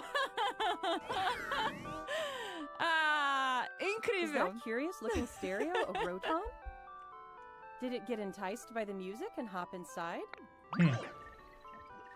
It's really energetic and seems to go by DJ Rotom. DJ Rotom. What happens if you give it a CD? Vamos fazer esse sendo que eu já fiz todas as quests da região. Sim, senhor. It can help liven up the town with a variety of music. Ditto and the others are grooving to the beat too. Let's listen to DJ Rotom's specially selected tracks while I introduce you to the world of Pokémon Pokopia. Ah, gente. Ditto first encounters Professor Tangrowth in a wasteland that Professor was once a Tangrowth, town. não tinha visto isso. Tem um óculos. It seems like Ditto is working alongside other Pokémon to develop the Bonitinho town. demais, né, mano? Os caras só metem a primeira geração. Caralhada aquela do Gracia. Mas tem as outras gerações Tudo aí. bem, mas é hora de mostrar. Eles mostram todo mundo. Tá vendo a Angela, né, amor? It looks like Riolu wants something to eat too. Mas o Riolo é o quê? É um dos mais hypados fora da primeira geração, né? Pô, o principal é o Dito. É o Dito, exato. Pô, mas não tem problema nenhum nisso, com todo respeito, tava. Isso é uma marketing, pô. Golfe? Não, Fica a cara na thumbnail, é tu, Davi, não o Vini. Ah, é Tá o... ligado? Porque vende mais, porra. Como é que é? Simples assim, É não. o chefe. Tá bom, como chefe eu sei. Essas imagens não estão no jogo, tá, gente? Não existem no jogo, tá? É só videozinho. A Greedent o jogo é esse aí. Ele tem um aqui também. Ó, desse um aqui. Everyone calls Cadê? it Chef Dente. Chefe Chefe Dente. Chef Dente can teach you how to cook all sorts of dishes. Dá pra ter algo aqui? Não, pelo Each visto não, né? Pokémon has Deve ser lá different de foods fora. they prefer. Eu não lembro de cabeça, mas esse jogo também não Some tem dishes português. will even power up your não moves sei. when you eat them. This will make it even easier to develop the town. Tá, então acho que eu Try vou bringing ter que Pokémon passar you've pela cidade, befriended né? on an outing. Ah, não, aqui, ó. 34. In multiplayer mode, you can visit other players' towns. Top. Aí, amor, eu vou visitar você. You can play with up to Animal 3 Crossing. other Próximo people. bagulho mesmo, né? Aham. First, Tem que let's ser, play pô. some hide and seek. I wonder where everyone's hiding. Ah, there you are. There's someone here too. Do not end them yet. But Esse barulho, inclusive, era muito Animal Crossing. É. whoa, you can transform into objects too. É um dito, né? That was a fun game of hide and seek. Esse dito aí é tunado, né? É. By working together, you could even build something this big. Vamos fazer um dito de bloquinho? É.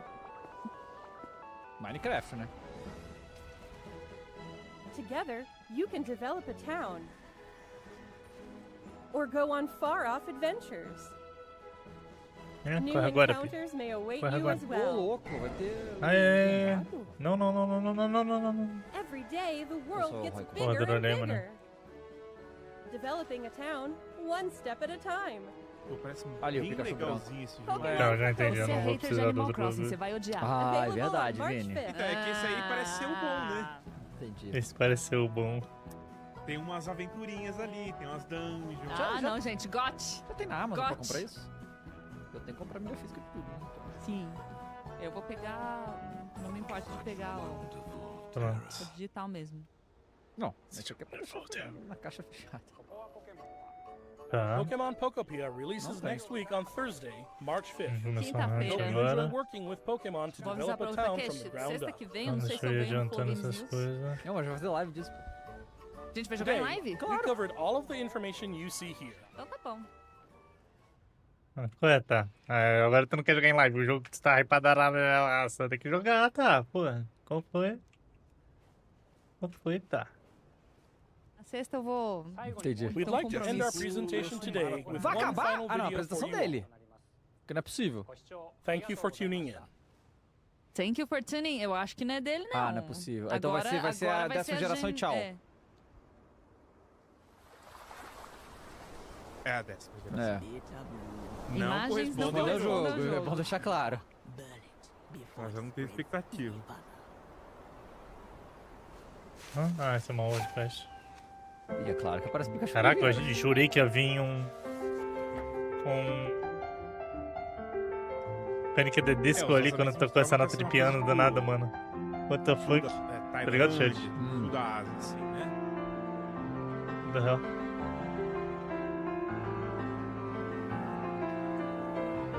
Nice. Acho que tem uma revelação, né? Das... Tá, aqui eu tenho que pegar as Pro, né? Gigantamax. É o Cramorã, eu acho muito legal esse Pro. Me parece uma galinha confusa. Pergunta se essa puta vai aparecer que eu tô pegando a Pro. Ou se ela vai aparecer depois.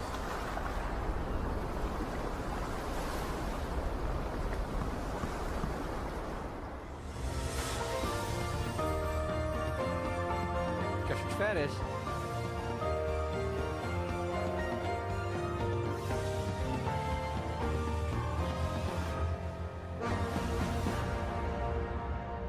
Ih, qual foi? Qual foi, mano? Tá, é a 10ª geração, então. Ah não, One Waves.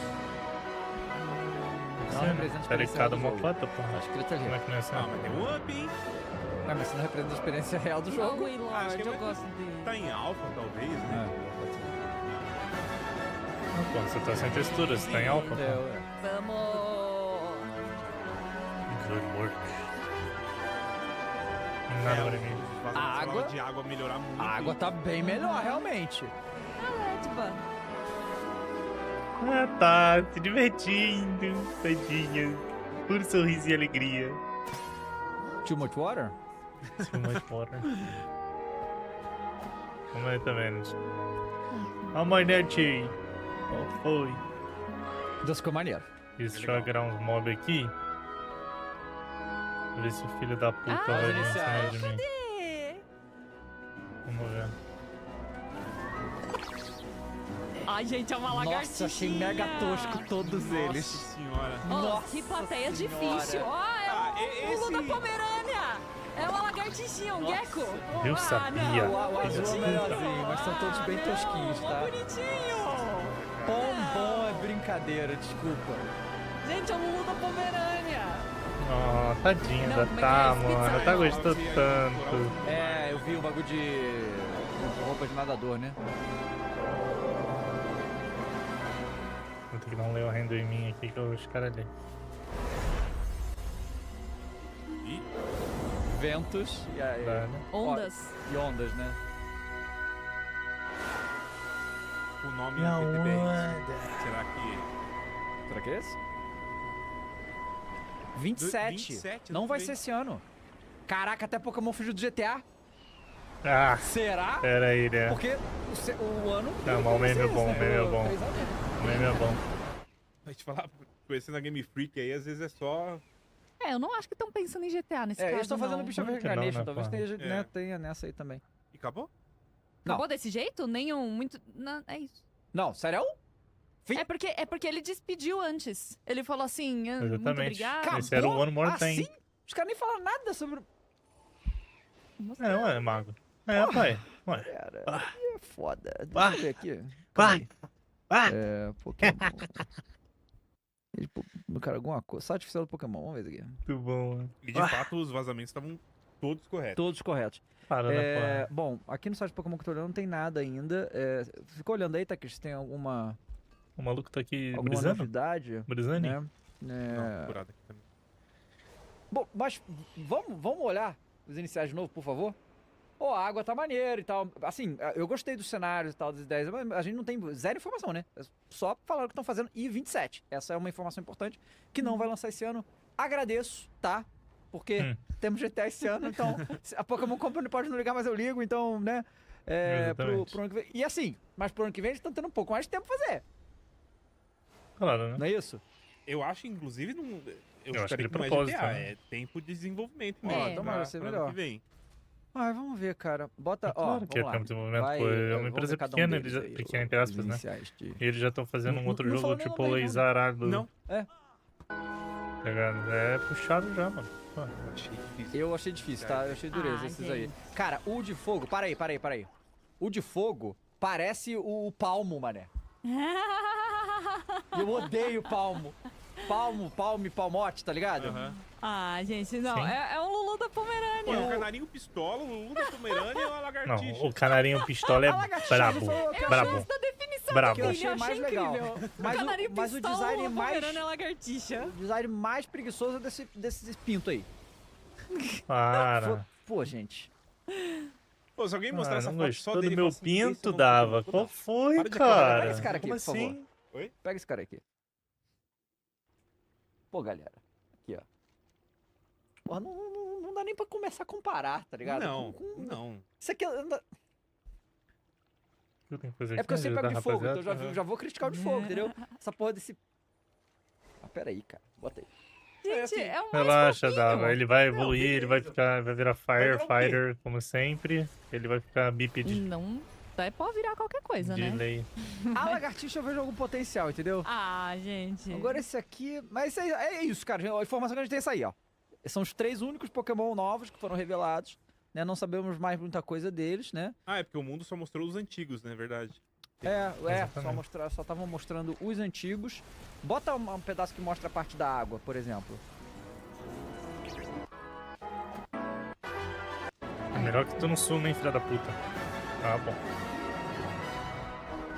Pra mim você ia ficar pistola. Essa textura, mudou tanto. Não mudou tanto. Mas parece que teve um glow up, né? Em geral, mas a água mudou muito. Aí, ó. Aí, para ali. Um glow up, porra, maneiro, considerável. Qual foi, rapaziada? Eu vou Um mandar up maneiro, pô. Tá? Calma aí. Aqui, ó. Também não é assim, né, rapaziada? Não é assim. Vamos lá, aqui tá aqui. Esse vídeo aqui. Eu tenho um amigo que é muito viciado em Pokémon e ele tem um Lulu da Pomerânia. Ele falou, tá bom pra mim. Então, olha só. Vocês estão vendo a água, a gente vê algumas imagens muito bonitas. Assim, muito bonito pro padrão. Agora vamos olhar. Eu achei que tá bonito, sim. Pô, a água, né? Mas aí o contraste da água pra essas barraquinhas de palha aí né? Mais legal. Mostra. Obrigado, agora que eu te Mago, mandei, tá aqui. como Como que é a água no Pokémon Scarlet Violet? Pra gente ver. Foi incrível, meu pai. Incrível.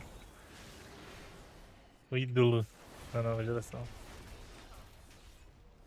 Bugou? Não. Estão só transitando. Olha essa filha da puta. Eu mandei aqui?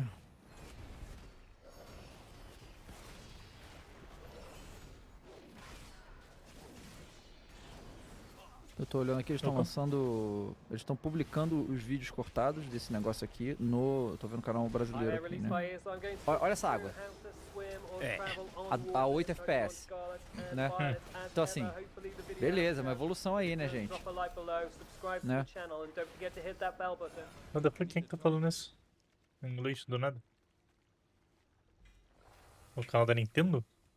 Pedindo like? Nem fudendo, né? Possível.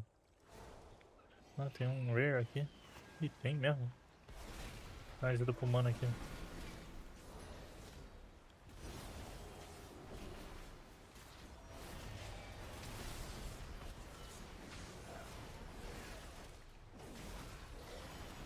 Opa.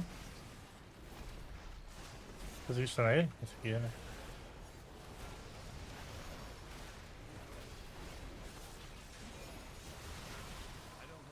Olha.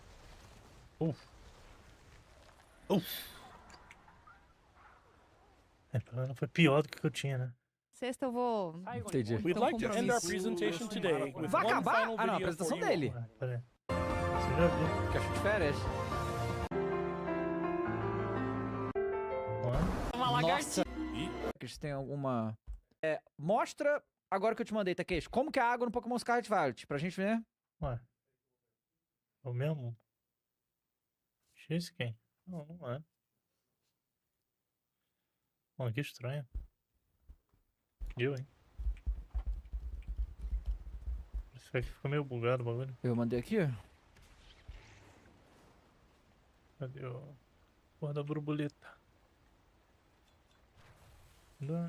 Eu tô olhando aqui, eles estão lançando... Eles estão publicando os vídeos cortados desse negócio aqui no...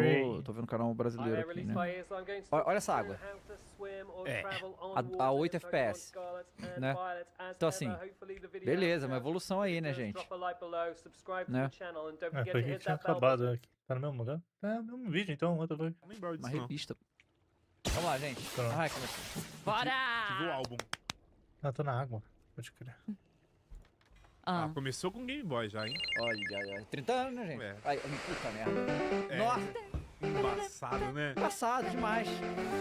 Eles recriaram com umas estátuas lá no World Championship essa batalha inicial. Muito foda. Não tô muito ligado no frequência aqui. Tô curioso, não faço ideia do qual é do bagulho.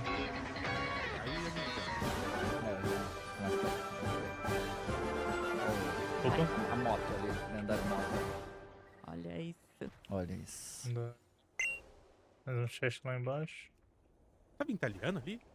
Eu vi Versone Bianca. Hello everyone. I'm Ishihara from the Pokemon Company. Ô, Ishihara. Today, Presidente February 27th, is Pokemon Day. This is the date the Pokemon Red and Pokemon Green games were first released in Japan, marking the beginning of the Pokemon series. In those first two titles, 151 Pokemon made their appearance. Now, a total of 1,025 Pokemon have been discovered. And these diverse Pokemon have been part of the stories trainers worldwide have been able to experience. Completou? Calma aí, né, pai? Que isso? This year marks the Pokemon series' 30th. A milestone reached because of your support. Idiota, mas eu gosto de como eles chamam os fãs de each and Pokémon every de one of trainers, you. treinadores. We hope you will all Sim, eu gosto enjoy desses fãs seeing how emprestados desses Pokemon RPzinhos. continues to evolve. Da hora demais. In today's Isso é uma prática broadcast, bem comum no mercado we'll de share games. all the O latest mercado de news gacha about faz Pokemon. muito isso, inclusive. Não é à Please toa, né? enjoy Essa the Pokémon da presentation. Nintendo, né? Vamos lá. Não é à toa, a Nintendo é a inspiração dos caras, desde Genshin principalmente. Então faz sentido. Ai, esse barulhinho do Game Boy. Como já falei. Trilha sonora mais icônica da história dos videogames, esquece. Já tivemos essa discussão, mas pra agora a gente não entra nela. Ia lá. Ia lá, maninha. Tá aí botando pau na mesa, filho. Toma. Um Game Boy Mini? Acho que é só um quadrinho, né? É um quadrinho, ok. Não importa. A gente tem de Lego. Isso aí Nossa, é mas o menor dos problemas. Muda a música. Então. Já vou mandar mensagem pro Junior aqui. I'm Junichi Masuda, and I handle the music and sound effects for the Pokemon Red version and Pokemon Blue version video games. We can now play all 45 songs from the games on a small player inspired by the Game Boy system. We took particular care to make the audio sound just like Game Boy, so I hope you enjoy listening while swapping out cartridges. R$1.000. Essa caixa. Não vai ficar na caixa. Então. Um de cada, né, amor? Puta. Nossa, assim, mano. Hello, Pokemon trainers, and happy Pokemon Day. I'm Chris Brown from the Pokemon Company International, and I'm thrilled to share news about the 2026 World Championship vai ser em San Francisco, só que vão ter dois, Pokémon XP. Pokemon XP in San Francisco. The 2026 Pokemon World Championships will once again welcome nearly 3,000 competitors from all over the world. Competitors in the video game championships will battle for the first time in Pokemon Champions. While their fellow competitors will battle in the Pokemon trading card game, Pokemon Bora, Go, pô, enche a and porra da barra Pokemon logo, Unite. mané. Each of the final matches of these games are held at the Chase Center, an arena that's 3 times the size as last year's finals. Years ago, we started on a mission to create the most exciting Pokemon event for our competitors and their families. As the World Championships evolved, we saw an opportunity to expand even further and deliver a one-of-a-kind experience where trainers around the world can come together in celebrating their fandom. As we celebrate to the inaugural Pokemon XP event. Fans of all ages can expect fun activities, including interactive exhibits, pin trading, cosplay showcases, unique panels, hands-on workshops, exciting partner collaborations, and of course, the Pokemon Center pop-up store. To celebrate this new experience, today we're giving you a first look at a truly special piece of art illustrating que vai ser todo ano Pokemon tem isso aí, né? XP alongside the highly anticipated que legal. Whether you're joining us in person in San Francisco or from home on our live stream, we can't wait to see you this August. Thank you, Pokemon trainers. Beleza.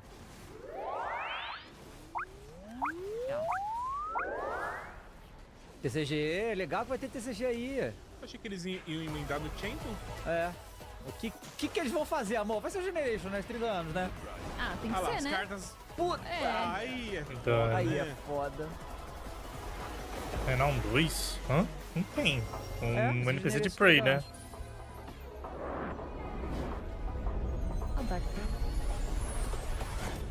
Eles vão lançar as cartas duplas de novo. Quando eu comecei a jogar essas cartas duplas. Que zoeira, mano.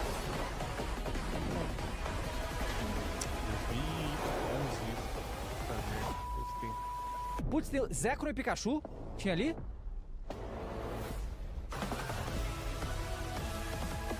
Tá, o que temos aqui pra fazer? A carta o que era aquela quest no mapa? Então vai voltar as cartas juntas, então, porque de Tag Team, né? O que? Uma repeatable quest? Isso aí era previsto. Esse é Horandar que eu tô, né?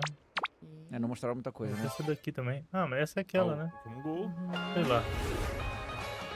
Pera aí. Não entendi errado. Opa, tem um bagulho pra achar aqui.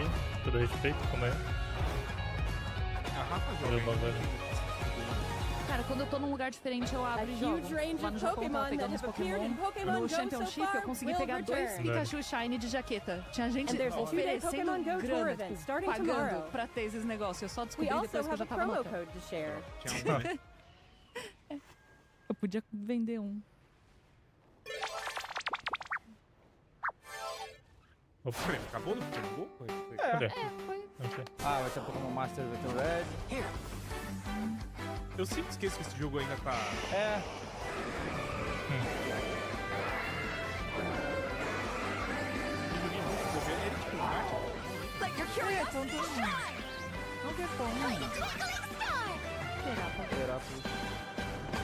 Masters e 6 anos e meio. Nossa, tudo isso. Quem comemora meio?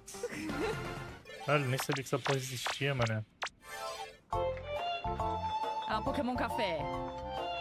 É pra ser tipo o Stadium? Iniciais bonitinhos. Ou o Stadium é o de luta? Não, o Stadium é o de luta. Yo, Liquid, how you doing, my boy? You doing good? Hope you are. Amanhã. What's up? Claro. It's good. Ah, não, mas eu acho que claro, mas porque começa com eles, né? Choking Vines. Ah, que bonitinho. Bom, só eu. Let's do some here, okay? Ainda tenho aqui. Faz um tempinho que eu não abro, confesso. Então, rapidinho, né? É. Ai, Pokémon Sleep. Falaram quanto tempo ia ter de evento? Não. Eu acho que não. Geralmente o quê? Meia hora? É, normalmente é. Vamos ver. Esse aí, Pokémon Sleep, tá de sacanagem, né? Ah, esse mob aqui? Pode crer. Deus abençoe, eu consigo falar essa porra. Gosto muito do Mil. Vamos ver. Ai. Coordenado. É, foi uma vantagem boa, né? Dava tirar Cuidado tranquilo. Era legal pro caramba. Opa. Não dá pra fazer nada. Sai de mim. 3DS parecia a Pokédex, né? To celebrate Pokemon Day, Zapdos, Moltres, and Articuno will be joining the fray. Night, pra quem curtir, vai ter os lendários. The magnificent power of the 3 legendary bird Pokemon comes together. Source, Stylus, and MOBA, né? You can participate in the event to unlock their Unite licenses. And even more Pokemon are scheduled to be added. E era muito caro comprar os bonecos. Era muito caro, era muito pay-to-win, assim. Pay-to-win, assim, né? Você não desbloqueava fácil os bonecos. Tem que entregar em algum lugar essa porra? Pocket. Isso mesmo. Aldeia. Pode crer. Ah, essa aí. Isso aí tem no TCG igual. Exatamente igual. Tá. Não, eu peguei essa carta. O Arven jogou muito essa carta. Muito mesmo. Eu cheguei a ver o vídeo dessa Contou? ilustração imersiva. Maravilha de Pandaria. Não, né?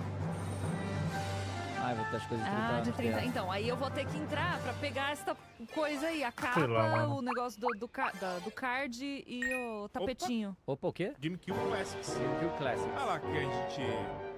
Esse é o XD, né? Que É o XD, né? DX. É, né? Ah, eu falei meio sem... Sem esperanças, tá? Não botei fé. Eu não joguei É isso. XD mesmo, joguei era DX. Eu também não tive, eu lembro que ele existia. Peraí. Olha lá, esse não é pago. Ó. É.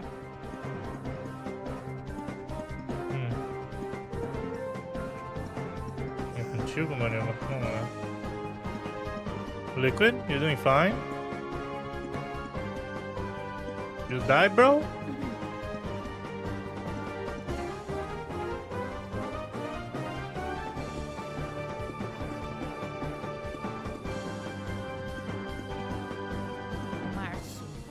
Lá embaixo.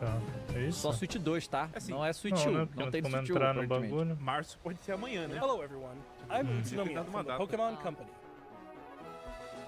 I'd like to give you all some additional Sim, updates sempre que ele as we aparece, share the latest ele news seria on our aquele cara do games. anime inteligente que First para e off, faz assim, ó. We have information regarding the Pokemon Fire Red version informações and sobre Fire Pokemon Red Leaf Green Green version Que games versões? coming to Nintendo Informação. Switch. O que você precisa falar mais? É, então. The Pokemon Fire Red and Pokemon Leaf Green games, remakes of the Pokemon Red and Pokemon Green games in Japan, were released on Game Boy Advance in 2004. Caralho, o remake já tem 22 anos. These games have been made available to play once more as download-exclusive titles on Nintendo Switch and Nintendo Switch 2.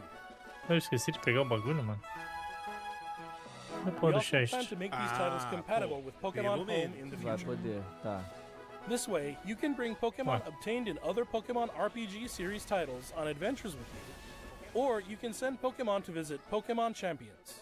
We hope you look forward to it. Tava sem informação, Tô pessoal. viajando aqui, mano. Cadê o o... online vai ter. Next, we have some news about Pokemon Champions. Novidades do Pokémon Champions. Larga. Cara, até agora zero, né? Absolutamente Zero. nada, né? Beleza. Glowing Mall. Ah, achei você, filha da puta.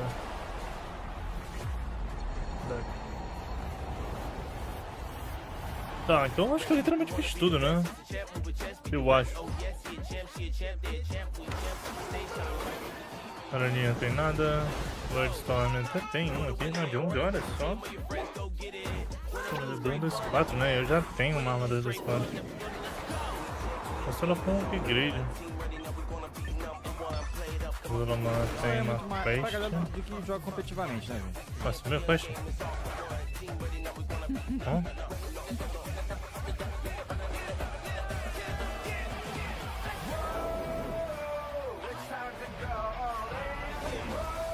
É, não posso ir lá fazer aquilo ali. Sobretudo preta, luva verde. Fui lá. Como é que funciona as Mega Evolução no competitivo? Tem? Não sei, eu não faço ideia como é que funciona. Acho que... É que o Champions vai começar agora, mas o outro tava tudo liberado. Crystalize, tudo. Nossa, tão rápido. É abril? Foi isso que falou? Ah. Não vi.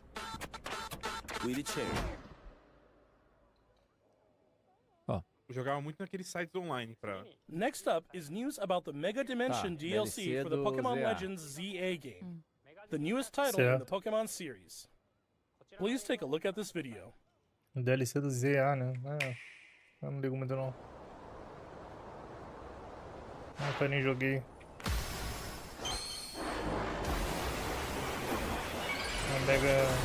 A nova mega evolução deles, né?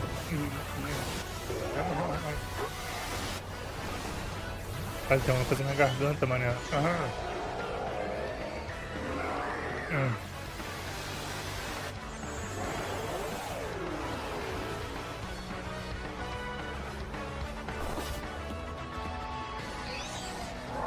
Aqui não, doido. Os três, eu amo o Tatsugiri. Aí é brincadeira.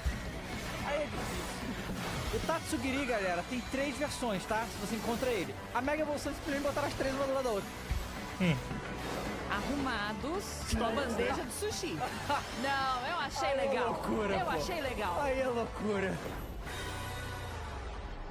Quero pensar, e se a gente não fizer uma pra cada versão e só unir as 3? Só botar uma mas outra. eles tinham até todo o preparo ali de sushi, gente. Eu achei mó legal. Eu gosto muito do Tatsugiri. Brisa essa porra, mano. Eu, hein? Ó, Mega Champ. E aqui perguntando uma coisa? Next Assault Begin Shortly. Ah, dá pra fazer lá então. Então vamos fazer isso aqui, depois a gente faz ali. Não, esse aqui, né?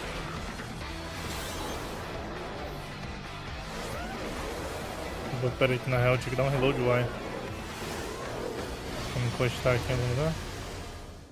De novo, Mega Champ, tá? Já tá disponível pra comprar.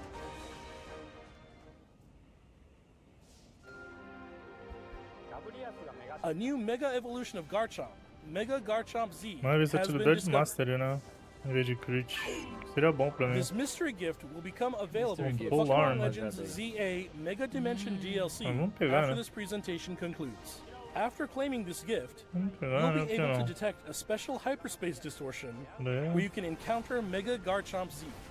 You can obtain a Garchompite Z stone by winning a battle against Mega Garchomp Z in the special pocket of hyperspace.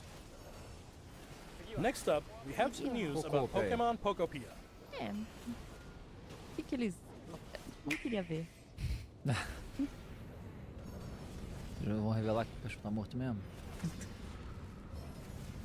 Coitado do Pikachu, por que mataram?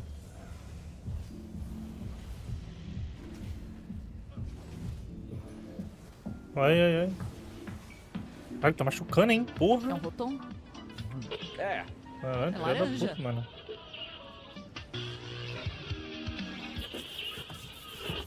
Ai, ai, ai, não, não, não. Não, não. Não, não, não, não, não. Mas eu vou ver até aqui? Ah, é um botão! Ah, incrível! Curious looking stereo of Rotom? Tem ninguém lutando com essa porra? Did it get enticed by the music and hop inside? It's really energetic Ah, eu and já vi seems to então go isso by aqui. DJ Rotom. DJ Rotom. Esse aí? Isso. O quê? Oi, pessoal. Olha só. Meu nome é Thaís e eu faço parte da equipe de localização Puta de videogames merda, isso é loucura, para hein? português do Muito Brasil, bom. da The Pokémon Company International. Viu? Olha aí. Aqui na Pokémon, Falei que nós o acreditamos pessoal do que a chat falando aí, experiência não é dos fãs impossível não. ainda Aí, ó. melhor no seu próprio idioma. Não é possível, E só por isso levou estamos 30 sempre anos. buscando maneiras para que os treinadores se Porra, isso é juntem breaking Imagina, news só global, levou tá? 30 fodendo global anos, de chat. Pokémon. Hoje mais cedo, anunciamos os jogos de videogame Pokémon Ventos Doideira, e né, Pokémon rapaziada? Ondas. Uma nova aventura disponível para o Doideira. Nintendo Switch 2. Estamos muito felizes em anunciar que os jogos Pokémon Ventos e Pokémon Ondas estarão disponíveis em Dito português isso, do feliz Brasil. pela rapaziada, Caraca, tá? loucura. Muito feliz. Rapaziada merece. Ventos e Pokémon Ondas são as mais novas adições às experiências de Pokémon já existentes em português do Brasil, que conta com Pokémon Estampas Ilustradas Pocket, Pokémon GO, Pokémon Unite e o Pokémon Estampas Ilustradas Live. Com o português do Brasil, os Pokémon jogos Pokémon Stamps? Ventos e Pokémon Pokémon isso? Ondas poderão ser jogados em 11 idiomas. Mano, vou tá batendo essa porra aqui, vamos ver qual é. juntarmos a vocês e aos treinadores da América Acho que eu vou tomar. nessa incrível jornada dos Ai, jogos ai, Pokémon ai, ai, Ventos ai. e Não, não, Pokémon não, Ondas. pode ficar aí, irmão, pode ficar aí, pode Ao ficar aí, tá comemorarmos tranquilo. os 30 anos de Pokémon, Pode ficar aí, pode ficar não aí. importa onde Tá de você boa, tá de boa. esteja, continuaremos dando o nosso Ah, melhor qual para foi? unir Não, o não, não, mundo sai daqui, inteiro sai por meio daqui, de sai daqui, Pokémon. sai daqui, sai daqui, sai daqui. pessoal! Ê, boa, time! O André vai poder jogar Deixa pra Pokémon lá, mais né? cedo. Ah, mas ele ia poder. A gente conseguiu, ele também ia conseguir. Ah, não é. Os tempos são não. outros, amor. Que tempo são outro Cara, que, legal, Dava assim, Jones? eu Tá sei de que a gente sacanagem, tá namorando no mínimo, porra. mas não tinha o mínimo, Bota então o né, moleque quando pra acontece falar. antes tarde do que Muito nunca. bom. a gente já sabe pelo o TCG, que é tudo em português, que eles não vão traduzir o nome dos Pokémon, tá? Então não vai mudar o nome de Pokémon nenhum, mas os golpes devem mudar. E aí eu quero ver como é que vai ser, porque no Pokémon TCG tem os golpes dos jogos e eles são traduzidos para português. E no Pocket também. Então eles devem traduzir o nome do Pokémon é esses caralho, mas pô, isso aí demorou só 30 anos. Opa, peraí, falta 50 segundos, deixa eu ir lá. Comedor de sonhos? Comedor de sonhos, o Dream Eater. Vamos ver o que eles vão fazer, né, gente? Vão trazer os textos porque voz não tem. Pois não sabemos, nem isso mostrou. Então a gente não sabe se vai ter voz, se não vai. Provavelmente não. Mas é isso, né, galera? Olha. Não, tem que ter voz. Dito isso, porra, rapaziada, deve aprender pra caralho, né, mano? O que acontece? Eu sou fã do aprender inglês pelo videogame, né? Porque foi assim que eu aprendi. Mas, mano, rapaziada, tem que ter o direito de jogar o jogo em português, né? Não tem como. Porra, pelo amor de Deus, né? De respeito não ter tido durante esses 30 anos, né? Vamos ser sinceros. Pô, o evento foi muito mequetrefe, tá? Foi. Calma aí, Dafa. 30 anos de Pokémon. E assim, eles só anunciaram. Eu também esperava mais, não vou mentir não. Valeu, zero informações porra, pra gente mequetrefe é putaria, tá? Em português, mas pra qualquer outro lugar do mundo, foda-se, já tem na língua deles. Mequetrefe é putaria, Dafa. Calma aí também, né, mano? Calma aí. Teve o Gale of Darkness lá, do XG, chegando no... Aí teve atualizações no Unite, assim, foi... 30 anos. Fazer aqui? Defender isso aqui? Né? Então, eu acho que se eles tivessem segurado o anúncio do Fire Red Leaf Green pra cá, talvez tivesse um outro impacto. O Shadow Drop, né? Como o Shadow Drop. Eles iram vender bem mais. Que nem os caras Santa Mônica fizeram. Exatamente. Foram gênios, né? Gênios, né? Eu mato os filhos da puta. Então... Não fazer aqui fazer aqui, chat. Eu esperava o famoso gamer não lê, né? Alguma coisa, sabe? Tipo um remake, um spin-off Tiny novo. Void Residue. Não teve nada. Nem que estão fazendo alguma coisa. Isso é tipo um Tower Defense. Lembrei, Detetive Pikachu 2 tá em produção. Sim. Tem isso também. Teve aquele Game Boy, mini Game Boy ali. Grupo, que legal. 45 cartuchos lá. Que não vem pro Brasil oficialmente isso, né? Não, claro que não. Tem que comprar por fora, pô. Vem oficialmente pro Brasil? Claro que não, viu? Localização de português do Brasil. Boa! Valeu, isso aqui, mano. Valeu, Pokémon. Isso tá highlightado e batível. Podemos parar pra considerar que a primeira vez que dá um espaço de 5 anos entre uma geração e outra, podemos sonhar que vai ser bom finalmente? Mano, tomara, mano. Pra ser melhor, né, gente? Porque o Scarlet Violet é de que ano? Deixa eu ver aqui. Ele é de 24? Não. 22. 22? Vai de 22? Como que eu consigo essas moedas, mano? 22, tá? Normally samples collected. Pokémon Scarlet Violet, mundo... Peraí, de quando é o Sword and Shield, então? De 19, Sword and Shield. Não é matando esses caras? Matando esses caras. Eu ia falar. Então 5 anos, realmente. É porque foi o Arceus depois, né? A gente teve os Legends. Não, mas definitivamente vai ser melhor, gente, porque se você pensar que a geração anterior é inclusive outro console... Tem muito mais recurso, pelo menos tem espaço pra fazer muito mais coisa nesse agora. Tem que ser melhor, mano. Console novo, não vai ter que rodar no Switch 1. O Scarlet foi pior que o exatamente. Exatamente. Mas eu boto fé que vai ser bom. Não teve Switch 2 comemorativo e eu tinha certeza que eles iam fazer. Teve Switch 2 comemorativo? Ainda? Double Deep, né? Tipo, eu ia comprar de novo Switch só pra ter o primeiro controle do Zelda comemorativo do Switch 2 foi do Resident Evil Requiem. Tem uma franquia de casa que tá fazendo 30 anos. Isso é doideira, né? Agora que o Vini falou realmente, né, mano? Isso é meio difícil da vida. Mas vamos ver o live pick da rapaziada aqui. Você tem que ficar batendo nos aqui sem parar? Vai. O outro. Quando eu consigo o bagulho. Não. Bom, vamos não lembro mais agora. Foi só aleatório? Não foi nem... Como é que eu consigo essa anomaly, mano? Live pick da rapaziada pra gente encerrar. Ex-Baby Taj mandou R$20. Nunca mandei um live pix antes, mas como estou forrando há 2 dias hoje, fui obrigado a donatar só para reforçar o ponto da Thaís. Comecei pelo Alola quando pirralho, craqueado, e achei um game muito legal. Caralho. Exato. A geração... Quando pirralho? Agora você não é pirralho? Quanto tempo saiu o Alola, mano? Não, só falou que começou pro Alola, exato. Ai. Verdade. Tadinha da Thaís, mano. Tadinha da Thaís, mano. O mago tá destroçando. Mano Dark mandou R$20. Bom dia, a bancada mais linda desse Brasil, mas Milotic, melhor Pokémon de água. O problema é achar o Vivas, esse Pokémon maldito. Eu não entendi como é que funciona esse chat. E a Ana Luísa mandou aqui, ó. Ana Luísa mandou R$20. Que eu não entendi. Oi, sou Ana Luísa, namorada do Filippo Esquis. Ele me mostrou o recado da Thaís. Comecei no videogame através de Overcooked 2. Bijogo outras coisas bebê, mas só não vou barrar ele de comprar fogão. Bijogo.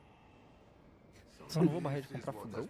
Eu não entendi. Eu não entendi, mas assim, Overcooked não é bem um jogo assim pra você ficar muito feliz. Começou o estresse já, né? Começou no... Inclusive, um abraço pro Filipovski, que ajuda a gente com parte legal de matéria e tal. Ele... Ah, legal. Ah, legal. Mas então, dito isso, testa outras coisas menos estressantes. Porque Overcooked você sai, inclusive, querendo dar na cara do outro. Overcooked é destruir relações, viu, chat? Yuri Hideout. Destruir relações. É assim que você sabe que X é Keeper, tá ligado? Ou He's a Keeper. Larguei Pokémon no Xi, mas sou muito fã de Zelda. Imagino sempre um Pokémon na engine do Zelda Botvinário e com as Shrines sendo resolvidas com Ember e Water Gun, por exemplo. Pô, vou voltar pra lá, porque já vai dar hora, né? Todo mundo imaginava que ia ter um passinho, né? Além, assim. Pois é. Não faço ideia do que tem que fazer, mas eu vou ficar aqui, né? Treinador gago. Peraí, eu tinha esse ativo aqui. Vai escolher qual, Caralho, eu sou cego demais. A lagartixa não... Acho que é Gekwa. Gekwa. Manda aqui, diva belíssima, faz os cego, cílios no salão mano. toda semana. Começou as waves já. Vou mandar aqui. Beijo, Sam. O treinador Gago mandou R$20. Foi dito do turno, e o Pokémon Champions vai ser o Mundial. E foi confirmado e dito pela Nintendo. Bem provável a Gen 10 ser estilo ZA por isso. E Pikachu em Pocopia está morto. ZA por causa tá de na quê? descrição dele. Então mataram o Pikachu mesmo. Um Pikachu no caso. Interessante. Ó, o Kutaru. Não, tô de boa, obrigado pelo invite. Mandou R$20. Uma coisa que me incomoda, Mitsu, nesses jogos novos é as batalhas em tempo real. PePezin perdeu-se todo o charme que as em turno tinham. Até PQ, as animações da em tempo real são horríveis. Pois é. Então, peraí. O problema não é que é em tempo real. Exato. O problema é que é mal feito. É mal feito. O Thiago mandou R$10 aqui e falou: não curtiu novos iniciais, porque o Company está perdendo a criatividade. Já perdeu faz tempo, cara. O Vini Rodri mandou R$10. Esse jogo lançar ano que vem é a melhor notícia do Pokémon Day. Pode cravar que o lendário vai ser o dragão original de Nova. Quanto mais a gente imagina, quanto mais tempo eles tiverem pra trabalhar. Aqui vão ser tipo, várias waves com tempo no meio pra fazer construção também. Sempre é meio que obrigada a de 3 em 3 anos lançar jogo. Pokémon Company não, Game Freak. Agora o Renan Pinheiro mandou aqui. Mas pode ter sido, tá? Entendi, Porque eles estão fazendo Beast of Reincarnation, entendeu? Não é porque eles estão se dedicando ao Pokémon, porque eles estavam fazendo um outro jogo. Pode ser também, tá? É verdade. O Renan Pinheiro mandou aqui. Uma coisa não quer dizer outra. Renan Pinheiro mandou R$20. É fato. Bom dia, caríssimos. Qual a expectativa de vocês para os novos Pokémon da 10ª geração? Será se eles vão apelar para nostalgia, algo totalmente novo ou um meio termo? Meio termo, né? Sempre tem um Pikachu da geração. O primeiro bicho que apareceu nesse aí foi o Pikachu. Então... Não, tipo, uma versão que parece o Pikachu. Vai ter o Mimikyu e o Emolga. Tem, e ele vai ter um Pikachu de qualquer coisa aí desse aí também. O Gafanhoto tem que usar o item enquanto ele não estão vivos, me liguei. Mandou R$5, falou: bom dia, pessoal, tem uma dúvida. Como é que é o nome? Mewtwo? Cuiabano, caralho, esse aqui. Pode mandar no nosso Discord, cara. Bom, gente, é isso.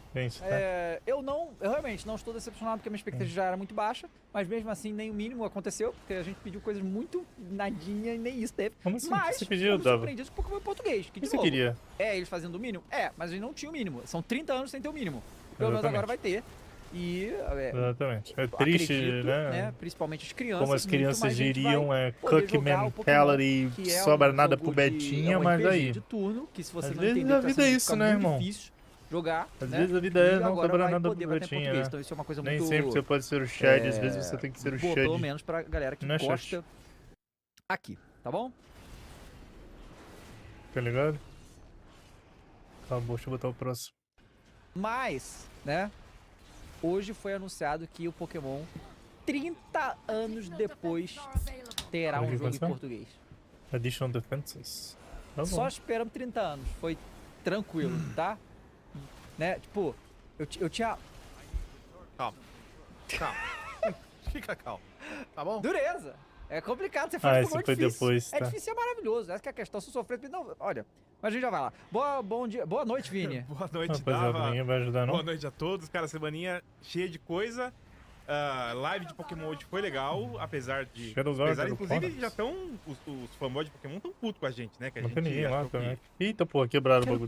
30 anos é muito. Fanboy sempre tá iniciais tudo. são. Eu quero que se foda. E assim, com sorte, quem sabe daqui uns 15 anos a gente tem. É bizarro mesmo. Quem sabe, né? Vocês esperam 45 anos pra ter voz. Eu acho que dá. Sendo otimista, né? Pô, caraca, assim, ó, desculpa, Vini, assim.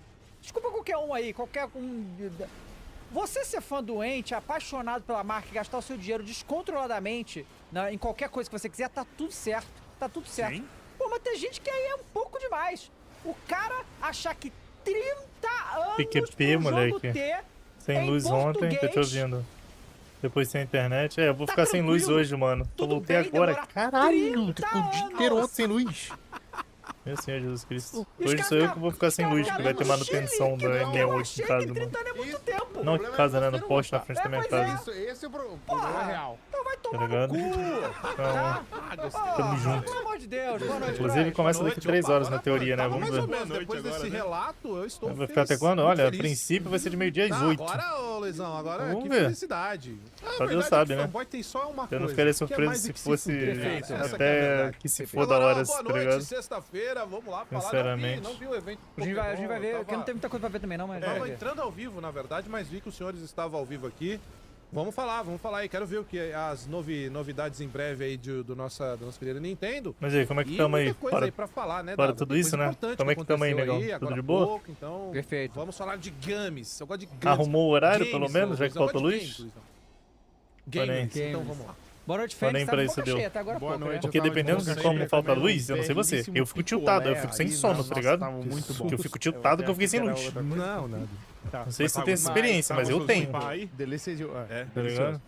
Mas boa noite pra vocês também. Mais eu queria ou menos, primeiramente dar um parabéns pro passo de cada vez, né? o Takeshi, a produção aqui, e o Zero, que não tá aqui essa noite. Dormi mesmo. Tainá tava também. Justo. Tainá acompanhou firme e forte. Mas acordei e tava sem internet até agora. Pode crer. Eles fizeram entendi. Ontem, zerando o Resident Evil inteiro.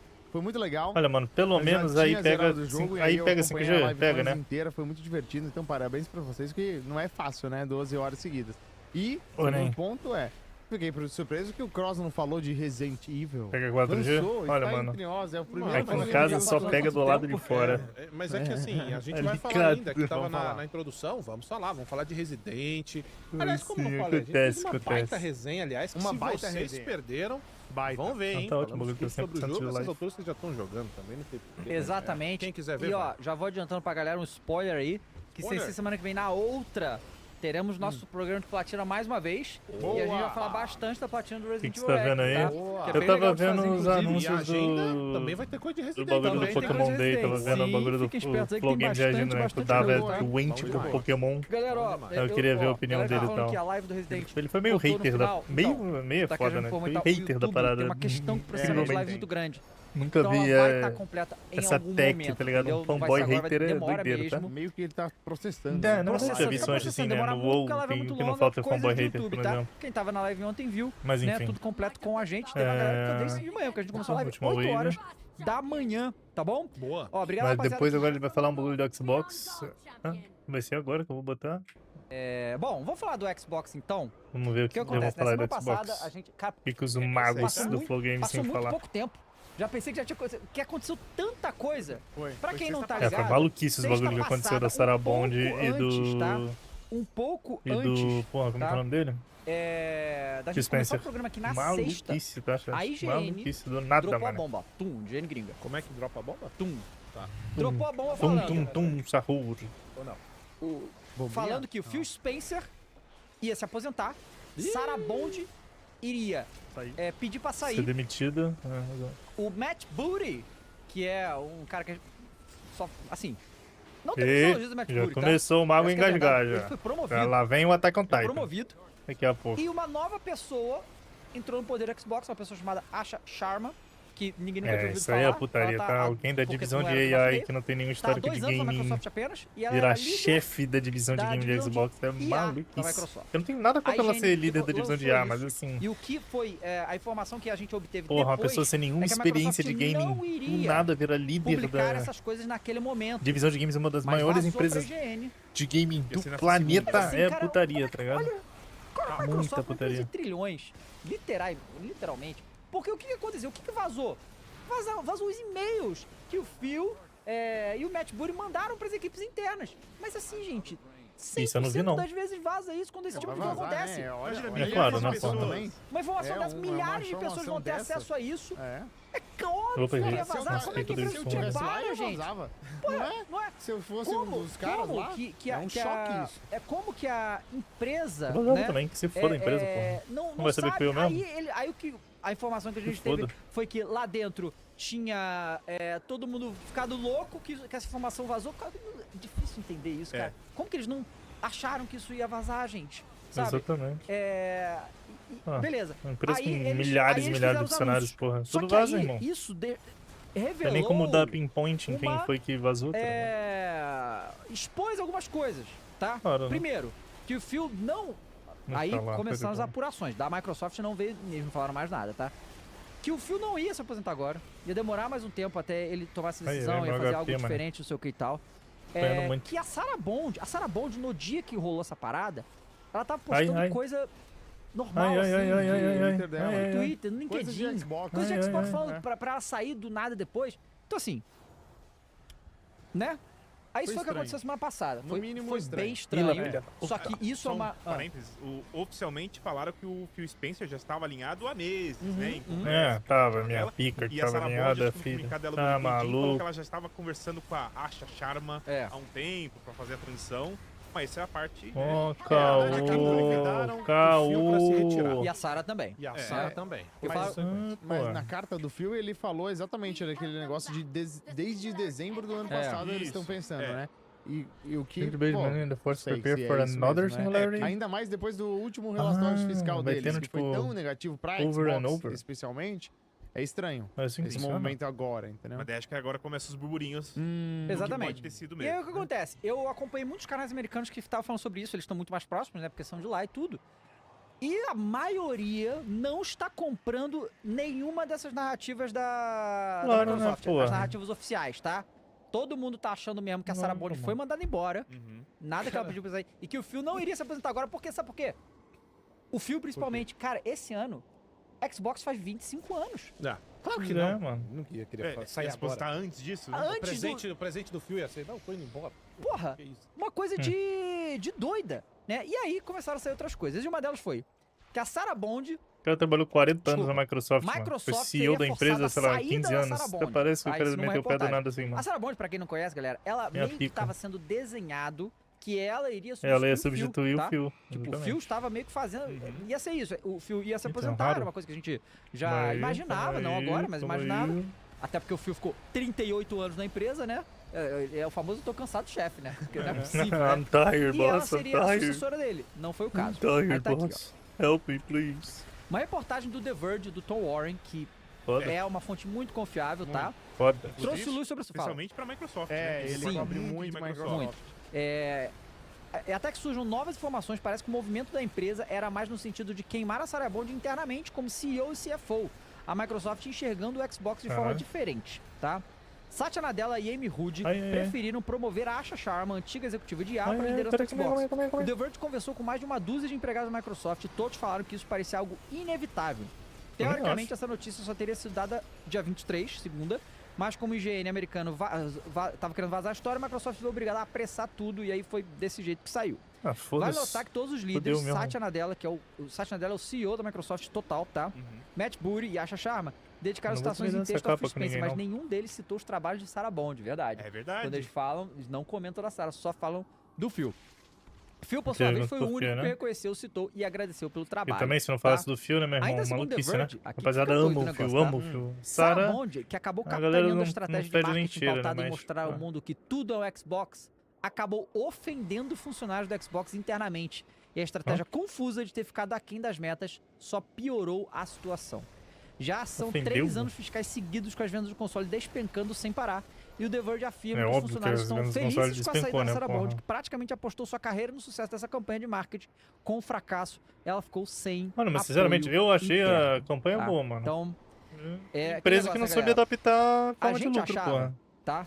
Todos nós achamos. Tinha que fuga em pés, mano. Parar de fazer console, meu irmão. Parar de vender Xbox foi exatamente o que essa campanha fez. era algo que a Microsoft estava alinhada. Eu também achava, pô. Só que essas informações como assim, tá ligado? Não. Tá falando que duas pessoas decidiram fuder a branding inteira. Porque assim, galera, e ninguém essa sabia. coisa disso, o Xbox é nada do Xbox, tá? Essa que é a verdade. E o console, a identidade e tal, tudo vai pro cacete. Claro que, imagina o cara que tá há 10 anos dentro do Xbox, fazendo tudo pra construir a marca, não sei o que e tal, vem ela e fala, não, foda-se. Tudo é Xbox. Só que o que acontece? Como a gente sabe que o verdadeiro cliente dessas mega corporações não é eu, não é você, não é as galera, são os acionistas. Provavelmente, quando começou a despencar as vendas do Xbox, os acionistas não ficaram satisfeitos. Não ficaram nem um pouco felizes com isso que aconteceu. Deve ter dado a cagada interna completa. E aí eles começaram a fazer. E aí, assim, depois. Porque, vamos lembrar, isso que tá acontecendo agora com o Xbox vem muito próximo do relatório fiscal que teve, que despencou 30 e tantos %. Vem pouco, 2 meses depois que aquilo saiu. Então isso é consequência daquilo ali, com certeza. E aí a Microsoft se viu na posição de fazer uma limpa e é nesse caminho que a gente tá agora. A limpa do fio, eu acho perder muita coisa. Eu queria falar isso porque, assim, vamos chegar nessa parte aí do que eu acho de perder a identidade, porque há um tempo atrás vocês vão lembrar. Eu sempre disse aqui que eu gosto da história. Eu sei que o papo mais populista, mais agradável o Xbox está em todos os lugares, ideia legal, você pode jogar o Xbox em qualquer lugar, não deu nenhum erro. Mobile e tal. Tá maluco? E esses são meus exclusivos pra tudo quanto é canto, ou seja, agora sai pra PlayStation. Claro que essa porra, legal, mano. no papel isso é muito bonito, né? Eu vou realmente disponibilizar meus jogos. Da Disable. Plataforma, legal. Porra de Adão, tá dando erro, mano. A realidade é essa. A realidade é que você joga o Xbox e a história do Xbox toda no lixo. Você joga o seu fã no lixo. E, infelizmente, por mais que eu goste muito do Phil muito gente boa, né? E todo mundo aqui que já deve ter encontrado o Phil. Cara, sensacional, cara. O cara que eu via, não é que ninguém me contou. Eu já vi o Phil em duas festas. E o Phil em 2 festas, ele fala com todo mundo. O cara é completamente acessível e competente. Não é só por isso, não. O cara é competente. Ele é gamer, cara. Gosta de videogame. Gosta, é um cara que sabe o que é videogame. Dito tudo isso, o Phil mentiu. Várias vezes. Ele, junto com a Sarah Bond. O Phil literalmente tinha um termo meio chulo, mas ele mijou na comunidade Xbox. Essa que é a verdade. 10 minutos. E eu acho não, eu tenho quase que certeza que muito porque ele é o head, ele é a cabeça, deixa eu reiniciar isso aqui. Só que o rosto nem sempre fala o que ele quer, e sim o que mandam ele falar. A decisão nem sempre vem do Phil. É claro, porra. Às vezes vem muito. Quantas vezes o cara não deve ser feito de fantoche? É o cara que é o... Tá maluco. Eu preciso dar a minha cara e passar uma notícia. Notícia do tipo... É não, a princípio não vamos soltar os principais jogos exclusivos da Microsoft. E depois saem os exclusivos da Microsoft. Então, um cara que tem muito apreço, muita credibilidade para com a comunidade Xbox, acaba realmente se manchando, perdendo a credibilidade às vezes e por muitas vezes por culpa de coisas que nem é escolha dele. E aí, dito isso, Dado, só deixando claro assim que eu até perguntei pro Micali, eu falei, Micali, Philzão no Play, você ia gostar? E ele... Mas, dito isso, é legal se a gente volta um pouco no tempo e lembra do Xbox 360. Foi o console da Microsoft que teve um boom e conseguiu rivalizar e por um momento ali bater no Play 3. Um momento de Play 3 que... No final o Play 3 ganha, né? Por muito mas foi um momento de fragilidade do PlayStation que eles aproveitaram. Eles aproveitaram muito bem, claro, sabe? Porra, tá certo. E pra mim o 360, já falei diversas vezes, é top 3 do da história.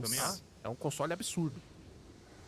Um console que tinha muita identidade, um console que abraçou a galera do console, um console que tinha seus exclusivos de peso. Pô, olha como era foda, eu sempre falei isso. É papo de fanboy de console, tudo bem, você do PC, você não faz parte desse mundo. Na real, deve ser seu dono perpétuo, né? Mas não dá pra jogar a história dos videogames no lixo. E a história dos videogames paredão vermelho com seus exclusivos, paredão azul com seus exclusivos, paredão verde com seus exclusivos. E isso fazia muito da força do Xbox, se equiparar, né, com a força dos seus jogos. Quem vai ser maluco de falar que Gears não é gigantesco, Forza não é gigantesco? Assim, tirando a informação completamente do meu bumbum, que eu não fui pesquisar, creio eu que hoje o Forza é o maior jogo do Xbox. Não? Agora será? Em relação à popularidade, eu não sei. Não, acho que muito provavelmente é assim, porque vendeu muito. Pois é, então, vamos lá. O Forza agora talvez vai ter Halo pelo histórico, né? Já que ele é muito antigo. Não, sim. Mas assim, popularidade hoje... Hoje, Forza. Hoje o Halo se tornou um jogo nichado no Brasil. Não, no Brasil. Não, mas o Halo é gigantesco. Hoje, Forza. Ele é gigantesco, principalmente na gringa, a galera... Então hoje você tem o Forza. O Forza hoje que era pra ser um carro-chefe pra levantar e jogar o Xbox lá pras alturas. Eu tô no Play, eu vou jogar Forza? Eu vou jogar Forza. Vai. Então tem muita coisa assim que são decisões que deixam muito a desejar para com o usuário do Xbox, que é o cara que tá acostumado com o ecossistema, que é o cara que gosta da biblioteca. Se você perguntar pro cara que tá dentro do ecossistema, ele não liga pras coisas boas. O Xbox se foda, porra. Todo mundo tem que ter acesso a todo jogo, meu irmão. Vai competir com outra coisa. Mas infelizmente com esse papo de joga aqui, eu tô na nuvem, eu estou no mobile, meus jogos agora vão pra puta que pariu. O cara que é fã raiz, mano, aquele cara cavernoso, quer que de fato o que levanta e o que mantém o Xbox, esse cara vai ficando puto, vai se afastando. E não há fanboy no mundo que vai mudar isso. Não adianta você querer dizer que, não, isso não tem nada a ver. Outra forma de vender. Tá, você é um cara. Pode ter certeza que a grande maioria contigo, e o cara que é consciente, eles dão sentidos. Não é legal. Claro. Você pode perguntar pra qualquer fã de verdade da marca, o que ele acha de Gears of War, de Halo no PlayStation. O cara vai achar isso uma merda. Ah, é egoísmo, acha o que você quiser. O cara não vai gostar disso. Porque é meio que decretar uma fraqueza, uma nova fragilidade do console. Isso tem que ser dito. Vocês podem achar isso não bonito, egoísta, o que vocês quiserem. Você fragiliza o console quando você tira os seus carros-chefes dele, porra. Essa é a verdade. Valorizar a escolha do consumidor. Exato. Sim, perfeito. Se ele, nesse momento, ele falar assim, ok, o Play 5 tem Forza, vai ter Gears, vai ter Fable, vai ter Halo, por que eu tô no Xbox? Não, e vai ter God of War, vai ter Homem-Aranha. Tipo, eu poderia estar no PlayStation jogando God of War, Homem-Aranha. O Vini pode me corroborar melhor, mas eu vi recentemente um rumor que o Jason Schreier falou num podcast dele. Isso é notícia hoje, depois não fala agora não, porque a gente vai falar daqui a pouco sobre isso. Porque conecta com isso, tá? É curioso. E então, só não adicionando do que o Cross falou aí do Phil, o Jess Corden, pegaram uns tweets antigos dele de outubro, e ele falou que... Ah, eu lembro disso aí. Que o Phil era, tipo, o último bastião, o último escudo da galera que é fã de Xbox de proteger de decisão da Microsoft. Se ele saísse, ia desandar. É o que eu falei no programa do dia que ele vazou. Eu o negócio que o bagulho já tava ruim com ele lá, meu irmão. Você não sabe como é que vai ficar pior sem ele. E é o maluco. fim da Xbox como a gente conhecia. Tá maluco. Isso é fato. Esse foi o fim da Xbox como a gente conhecia para nós aqui. Mas eu acho que esse fim já tava vendo há um tempo. Sim. E o Phil, ele tava a nova Xbox, você diz, né? É o fim dessa nova Xbox. Isso. Porque a que a gente conhecia era 360, que era boa. Aí teve o problema lá com o One, e aí essa nova geração da Xbox, que é a do Phil, ela já morreu faz um tempo. É isso que eu acho, entendeu? E o Phil tava tentando segurar as cordas que dava, mas a maioria ele não conseguiu. Principalmente a compra da Activision Blizzard, que aí ele perdeu um pouco de, tipo assim, os caras compraram uma empresa de 70 bi. Agora o negócio é dinheiro. Então se vocês vão fazer esse movimento, traz o dinheiro de volta, né? Política, cresceu os olhos da Microsoft, eu diria, né? A Microsoft olhou melhor a divisão Xbox e viu que as coisas não estavam como eles queriam e eles começaram a mexer muito nisso. É isso que aconteceu. Aí o Phil só saiu agora porque foi até onde ele conseguiu segurar. Assim, cara, eu tenho aí muitas teorias e especulações, tá? Mas eu só queria comentar aqui, tem cada coisa que a gente tem que ler na internet, mas vamos lá. E assim, Lucas, é de boa, tá? Só pra... Lucas Vieira falou o seguinte: Phil, um grande gamer, e de fato é o maluco, todo mundo conhece lá ele fora, fala com ele, o cara joga de videogame fatal. E de novo, o cara pra ser um grande executivo de uma empresa, ele não precisa ser fanático por aquilo não, tá? Porque estão perseguindo a nova presidente porque ela não joga. Sim. Isso não importa, gente. O cara tem que ser tem que ser a pessoa que entende do negócio. Mas ela também não entende negócio porque ela não tava, ok. Sim. Mas exatamente. Não é que ela não joga Diablo. Eu concordo, mas ela tem que entender muito do que ela claro, mas ela não entende. Mas ela não entende. Acho que é isso que também estão pegando. É óbvio, né, porra? Não é porque ela não joga, porque ela não entende. Nunca trabalhou numa empresa dessa. Mas ele cara, um grande exemplo é o Strauss-Zelnick, por exemplo, da Take-Two. Já foi diversas vezes que ele não joga nada. Não. Puta que pariu, o cara... Você tá dizendo que eu concordo. O Reg da Nintendo América, irmão, ele era só o representante da Nintendo América. Ele não decidiu nada de direção da empresa e desenvolvendo jogos. Tá ligado? O único trabalho dele era gerir PR em relações internacionais e adaptação dos jogos, tá ligado? Olha só, tem nada a ver com desenvolvimento. Porra, gente. É ser o chefe da empresa inteira. É ser o CEO da Nintendo Japão contra a Nintendo América. É completamente diferente. Mais Xbox, tá? É isso. É porque a maioria das pessoas não lembra porque faz muito tempo, isso já faz 13 anos agora. Mas galera, o anúncio do Xbox One, tudo que tá acontecendo com o Xbox agora é por causa desse anúncio em 2013. A história. Acabou a geração do PlayStation 3 e Xbox 360. O Xbox 360 ficou ali, ó, emparelhado com o PlayStation, o que parecia impossível, mas conseguiu. Entrou na geração do Xbox One. Eles fazem uma apresentação só com os executivos engravatados do Xbox e falam que o Xbox agora seria uma máquina de entretenimento e mal mencionam jogos. Central de mídia. O Xbox... Exatamente, central de mídia. One tem uma entrada de HDMI pra TV. Acabou! O console era $100 mais caro porque era obrigado a ter um Kinetic. O console tinha trava de região.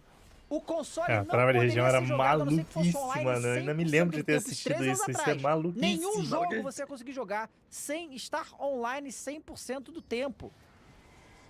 O console não permitia você emprestar seus jogos físicos para ninguém. Exatamente. Você não ia conseguir emprestar, porque você tem aquela licença específica, não sei o quê.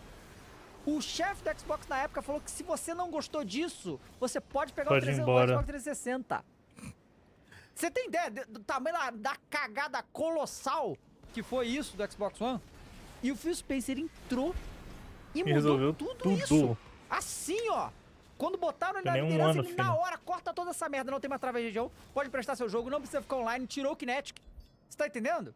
Exatamente. Então, o Phil fez de tudo que ele pôde, só que o estrago foi feito. Em 2013, a Microsoft e a Xbox perderam a confiança dos consumidores em sua máquina e na empresa. E nesse momento, ela não conseguiu recuperar até agora. Aí chega aqui. O Phil é muito brabo nesse sentido. Chega esse período, né? Lembrando que o Phil Spencer trouxe o Game Pass, mudou a indústria de novo mesmo, perdendo as duas gerações. Retrocompatibilidade. Cara, ele fez um monte de coisa importantíssima pro Xbox, tá? Importante pra estar vivo até hoje. Só que aí chegou no momento que é isso que o Fênix falou. Parecia muito que o Phil tentava impedir a Microsoft de fazer coisas com o Xbox. Só que aí teve a compra da Activision Blizzard, correto? E aí eu acho que talvez tenha sido o grande problema para o Phil. Né? Aí que pode ter sido o grande erro dele. Não de querer Activision Blizzard, porque essa é uma compra que, puta que pariu, claro. Tem oportunidade, tem que fazer. Puta claro. Compra, eu também acho. Mas talvez ele teria imaginado, talvez tenha sido a cartada final dele isso aqui vai fazer o Game Pass ser o maior colosso da história e a gente vai conseguir recuperar. Olha, é que eu também achei que eles iam botar. Eu achei que eles iam botar Diablo lá, eu achei que eles iam botar o WoW lá, eu achei que eles iam botar coisa pro Overwatch lá. Não botaram porra nenhuma. Não aconteceu. Botaram o Diablo, né? Mas só o jogo base. Não botaram nem benefício pro Overwatch, que eu me lembro. Não botou o WoW. Tipo, depois da compra da Activision Blizzard, a Microsoft deve ter pressionado aí o dinheiro, cadê? Aí, não, vamos lá, estamos tentando encher. Não, bota aí a porra de tudo no PlayStation. E aí, provavelmente, o Phil chegou, cara, mas isso... Aí, todas essas questões da marca, ele tem razão. Foda-se, queremos dinheiro. E, realmente, o caminho curto pra fazer dinheiro, isso deu dinheiro. Deu dinheiro pra eles, com certeza. O caminho curto pra fazer dinheiro é esse. Eles são o maior publisher na PlayStation. Passado, com certeza. Microsoft. Só que aí é óbvio, doideira, você né, perde a marca, vai despencar a venda de console. Essa é uma estratégia que funciona total se você não se interessa mais em hardware. Realmente. Se você não interessa mais em vender console, e é tudo que parecia que a Microsoft estava nos indicando... exato, eu também achei. Eles iam desistir de vender hardware e GG, tá ligado? Vão virar uma... Mas aí sabe o que parece que é? O mega publisher, eu achei five-head demais, sinceramente. Não, pô, 30% de queda de hardware, não, a gente não tá esperando por isso. E aí, tipo... não? Então, mas aí tá, bom, Cross, a gente não viu os caras são tudo às portas. Que a Google lança uma IA de não sei o que, despenca 30% de ação da Rockstar, pô. Então fica nessa maluquice. A indústria tá na mão de gente que... Exatamente. Então, igual a nova CEO, que é o que a gente tá falando, que vocês estão reclamando aí, porra. Se tornou tá vendo como o argumento de vocês já se tornou instantaneamente invalidado? Eu acredito por vocês que mesmos. Se continuasse na empresa, ia continuar a mesma coisa. Isso ia continuar tomando porrada atrás de porrada atrás de porrada. É engravatado idiota, meu irmão. Extremamente desgastado. Não tem porra nenhuma. Não tem problema nenhum ser um engravatado que não joga videogame, meu irmão. Mas tem que entender alguma coisa. Tem que entender alguma coisa. Ele foi responsável por ir lá e meter a cara. Entender porra nenhuma é demais. Ele falou que só 4 jogos foram pro PlayStation, com todos os jogos foram pro PlayStation. Ele foi o que falou. Isso é muito duro de ouvir. E eu, sinceramente, não acho que ele deveria ter falado. Mas ele chegou, eu não lembro pra entrevista pra quem, que ele comentou. Cara, se Starfield lançar e fosse o jogo 11/10... Independente disso, o cara não vai vender o PlayStation dele pra comprar o Xbox. Ele falou isso. Foi o mesmo do Redfall, que ele foi no podcast lá. Eu não acho que deveria ter falado isso, porque isso você magoou o seu fã, com certeza. É verdade? Sim. É verdade. Claro que é verdade. E ele tava lendo o mercado. Mas não é o tipo de coisa que você fala. É tipo quando a gente fala de jogador de futebol, ou técnico, que é honesto demais e isso só dá merda pra ele. Sincericídio. Sincericídio. Não deveria ter falado, né? Então todas essas coisas, né? Estão emboladas no que eu acredito que foi uma coisa. O Phil teve uma linha de raciocínio, começaram a pressionar ele pra certas coisas, ele teve que fazer. Aí quando fez e deu errado, em outro aspecto, porque ganhou dinheiro. Botar os jogos no PlayStation, ganhou. Vê os números, você vendeu 5 milhões no PlayStation, ganhou dinheiro. Só que aí despencou as vendas de hardware. O que era óbvio. Claro, porra. E provavelmente ele falou. Provavelmente ele falou lá que isso ia acontecer. Isso é muito óbvio, né? E aí... É um mais E aí, continuando na... Só adicionando aqui, acho que até pra dar mérito pro Phil aqui, ele fez apostas. Fez. Sim. Assim, inclusive, nessa entrevista do Kinda Funny, acho que foi Kinda Funny, ele falou, nessa parte do Starfield, inclusive, que eles perderam a pior geração pra se perder. Sim. Foi do Xbox One, porque as pessoas construíram suas bibliotecas digitais, certo? Exatamente. O Xbox tava... vinha do 360. Isso, vinha do 360. Foi, né? E começou a cair muito o Xbox ao longo dos anos. E mesmo que eles acertassem, eu acho até que acertaram no Xbox Series. Sim. E queda. E, cara, o Game Pass foi um baita acerto para o consumidor. Por mais que talvez eles não tenham faltou visão ali, mano. Faltou a empresa pivotar de verdade. É um negócio bom. Sim. Né? Sempre foi. Até hoje, que é mais caro, ainda é serviço bom. Que é bom. Sim. Não é ruim. Ainda é o melhor serviço de assinatura para gaming. Se não tivesse Game Pass, não Por tinha mais Plus, que seja uma facada. jogo todo mês, né? As adições da Plus. Então, assim, hardware caindo. Tipo assim, o futuro não ia se pagar. Já dava não tinha cenário que eles davam a volta por cima na estratégia que tava Só se o Game Pass virasse muito. Fosse pra 100 milhões, entendeu? 100 milhões de assinantes. Que não aconteceu. O Game Pass também foi uma aposta. Foi. Que deu certo, entre aspas, assim, foi bom pra todo mundo, mas não financeiramente do jeito que eles esperavam. Beleza, então o vender hardware não funciona. Essa estratégia não vai funcionar. Qual foi a outra aposta deles? Vamos levar Xbox pra todos os lugares. A Microsoft tem nuvem, né? A acionista gosta muito de Azure, ou Azure, sei lá como se fala. A Microsoft ganha muito dinheiro com isso. Vamos falar de jogatina em nuvem. Pode ser que existisse um cenário, sei lá, talvez até no futuro, que isso se pagasse. Caramba, agora todo mundo tá jogando em nuvem. Ele fez essa aposta, cara. Poderia ter dado certo. Isso não deu certo? Vamos ser publisher, vamos tentar ganhar dinheiro com isso. Ele fez outras apostas, porque vender console não tava dando certo, cara. Fez a aposta da Activision Blizzard. Também achou que essa aposta ia pagar, né, os assinantes de Game Pass. Ia finalmente dar dinheiro pro Game Pass e aumentar muito. Também não deu certo, mas ele tentou. Eu acho que é mérito dele disso, mesmo que tenha falhado. Né? Com certeza, mas e assim, tem melhor que aquele bando engravatado fazer merda de novo. Você acha que os acionistas, né, e a grande direção da Microsoft não fica pressionando, depois que aconteceu no Xbox One, gente, vamos lembrar como é que foi aquela geração. Tomando a surra do PlayStation 4. Surra. Você acha que ela é pressionada? E aí? Tipo, caralho, a Microsoft é só uma empresa de 4 trilhões de dólares. A Sony é isso aqui comparado com a Microsoft. Como é que... E Nintendo, menor ainda. Como é que a gente tá tomando surra desses caras aí? Porque o acionista não entende o que Nintendo e PlayStation construíram durante toda a sua história. Que a cabeça... E assim, a gente tem sorte, tá? Que a Sony, tudo que a Sony tentou fazer deu errado, praticamente, tá? Tipo, TV foi pro caralho, Se ele tivesse conseguido... E eu gostava da Sony bravo. Pois é, aí celular, notebook... Eu odiava. Notebook foi tudo pro caralho. A gente deu sorte, tá? Porque a PlayStation virou o troço mais importante que a Sony tem. E aí, por isso que eles, né, toda vez deu errado, né? Sobrou o Play, filho. Era bom. Lembra aquele roxinho? Lembra o roxinho? Era bom. Acho que hoje eles têm câmera... Tem as câmeras, né? Cinema, mas eles têm muita coisa corporativa. Tipo microfones, lente, tipo peça de coisa muito grande. São muito grandes disso aí, são muito fortes. Mas de consumidor final, o PlayStation é mais forte. Então, a Sony investe muito nisso porque é o mais importante. Mas foram muito tempo construindo essa porra desses estúdios, essas marcas. Com muito talento, né? Com muito talento. Uma coisa que a gente tem que entender, e acho que a acionista também não entende e nunca vai entender. E as pessoas também não, certo? A gente tá falando da Microsoft, você falou muito bem. Maior do que Nintendo, não tem como comparar. A gente tá falando da Microsoft. Microsoft é... top 3 empresas do planeta. planeta. Eu vou falar da Microsoft, pelo amor de Deus. Sou um pobre coitado. Mas tem uma coisa, né? 4 trilhões de dólares, aparentemente, não compra talento. Não, claro que não, porra. Não, até compra, irmão, mas dessa tem que ir no lugar certo ali fazer, pô. Tem que ter o terreno pra prosperar, né? Tem que ter o terreno pra prosperar, perfeito. Tem que ter human resources, cara, você não compra, de fato, o que tem nos outros estúdios. Nintendo, alguns da própria PlayStation. Isso é o que mantém a fanbase do PlayStation tão ativa. Né? Tanto é que a gente criticou pra caramba a PlayStation aqui, tem que ser criticada. Eu sempre vou dizer isso, cara. PlayStation pra mim sempre vai ser jogos single player. Sempre vai ser realmente qualidade nos seus estúdios, excelência em fazer um bom jogo, trazer novas IPs que a galera tenha. A gente vai vendo isso aí. Que se envolva com elas. Você tá piorando nesse sentido, Brasil. Claro, você pode de fato tá piorando, meu mano. Pode deixar a PlayStation uma porcaria, tá tudo claro. É com você, enfim. Tem um ditado que é cada um com seus problemas, certo? Sim. O ponto eu sei que você queria falar e não era isso. Você tem uma boa line-up de jogos com qualidade, isso segura o consumidor final. Não é só a grana, não é só o investimento. Às vezes é falta de gestão também, né? Então, às vezes você tem muita grana. A gente fala, às vezes, fica citando um monte toda hora clube de futebol aqui, é muito parecido. A Microsoft hoje é meio que o quê? Que time? O Vascão, o Coringão? Não, pô, tem muito dinheiro, pô. Tem que ser o time com muito dinheiro que tá fazendo as coisas erradas. A gente tá devendo. Não, acho que aqui no Brasil não vai ter, seria na Europa. Tem uma gestão ruim. Daqui a pouco pinta quem lá? Augusto Melo? Eu nem sei o que buildou aqui, mano. Cara. Então, assim, com todo respeito, gente, sei lá, foda-se. não tem como você ter uma line-up de jogos se você não tiver estúdios talentosíssimos. E aí entra as apostas. Né, o Phil realmente, olha o que a Microsoft adquiriu, cara. Olha a quantidade de estúdios que a Microsoft adquiriu. Pois é. E realmente não deu tantos frutos assim ainda. Por enquanto, não. O que a gente pode dizer que deu vários frutos hoje?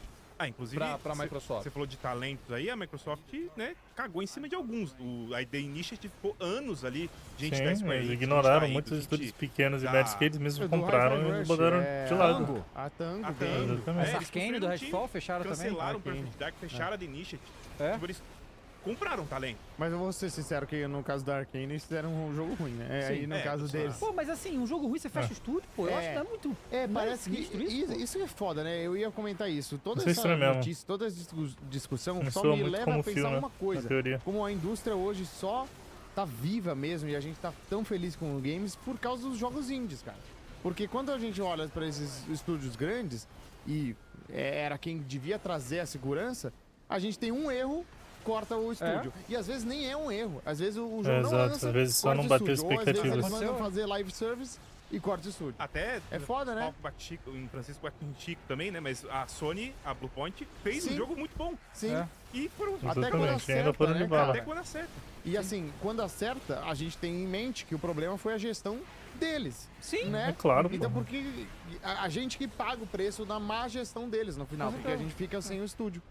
E aí, é engraçado, eu gosto muito. Mas a Sony não fez isso com o Bluepoint, é aquele negócio. Você fala do PT, mas tem que falar, né? Sempre não a mesma coisa. Não pode deixar. Aqui.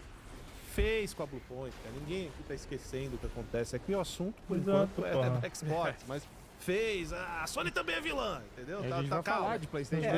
Mas é difícil porque é o que a gente tá falando. Muito bom a representação que ele fez. O link que ele fez com o político, que é muito isso, né, mano? Vai questionar as próprias. Incrível como o fanboy é cego. Já existe. Eles reclamam das duas, porra. Larga de idiota, mano. Essas lineups. Aqui eu hoje posso jogar. Porque um gamer que se preza de verdade reclama dos dois lados, meu parceiro. Porra. Com que de fato mantém. A gente quer o que é bom pra gente, consumidor. A marca eu quero que se foda, porra. Quero que a gente, como consumidor, tenha produtos melhores, mano. Foda-se a marca, foda-se PlayStation, foda-se Nintendo, foda-se Xbox. Eu quero saber de nós, consumidores. Quero saber de jogos. Não quero saber de marca. De jogos, jogos, games. Tá ligado? Isso que importa. Game. Eu acho muito que tem esse aspecto também, cara, porque eu já trabalhei em grandes corporações, o Fênix trabalhou na Microsoft. Sim. E existe esse tipo de pressão maluca. Tipo, pô, como é que você não tá batendo PlayStation e a Nintendo, sendo que eu tô te dando 70 bilhões de dólares? Eu compro essa empresa com 70 bilhões de dólares, tá ligado? Tá entendendo? Realmente. E aí você não tá batendo nesse cara?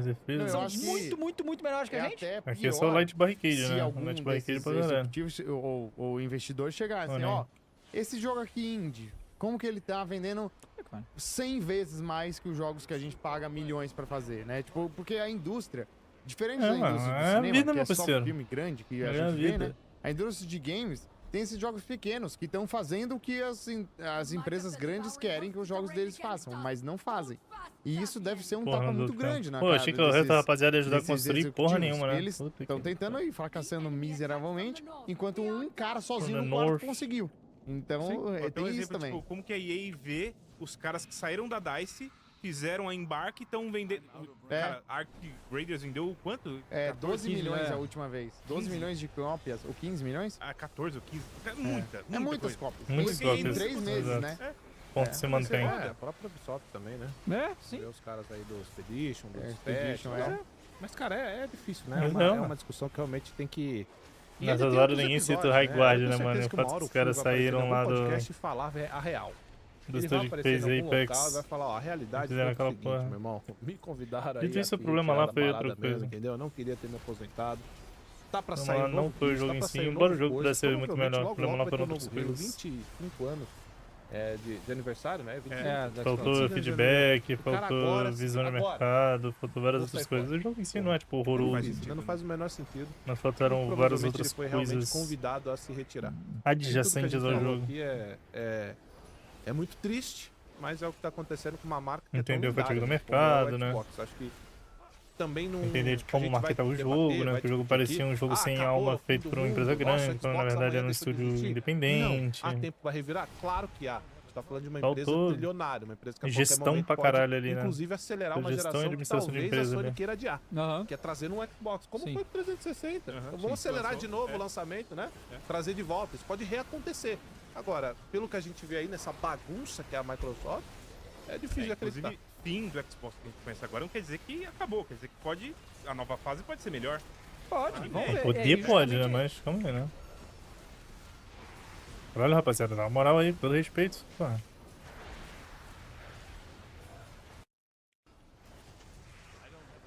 Porra, nego nem ajuda, né, mano? É foda também, né? Cadê, rapaziada, mano? Ela for FK?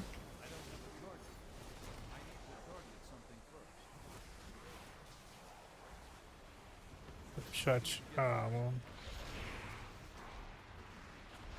Como é que o resto dessas barreiras surgiram depois do tempo ter passado? Como é que ele construiu isso?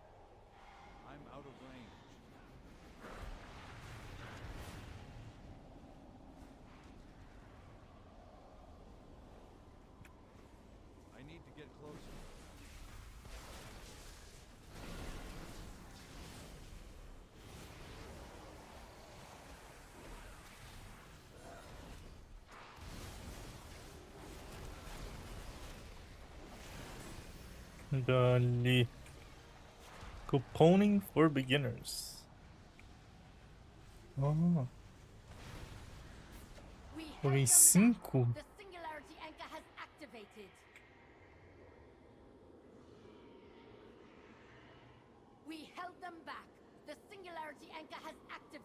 Stable, focus and crystal. Mas não foi nada. Our people represent a new future.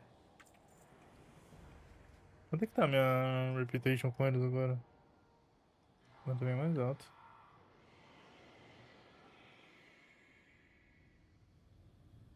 Seis, 5, 5. Tem que bater o que? Todos 7, né? Uma porra assim? Algum deles tem que ir pra 8 ou 9, sei lá. Members Meets Anvil. Chat, eu vou mijar ali rapidinho e já volto. Vou pegar uma água também, spa. Minha água está quente. Uns minutinhos aí, tá?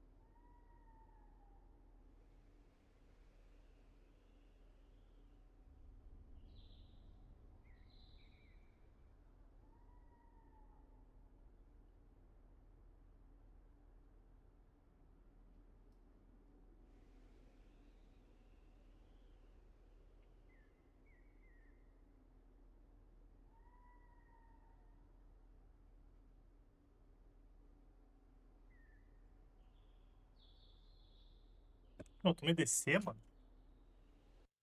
Nada assim?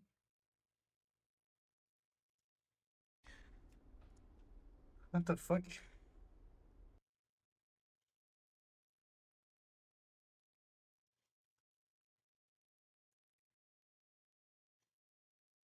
Ih...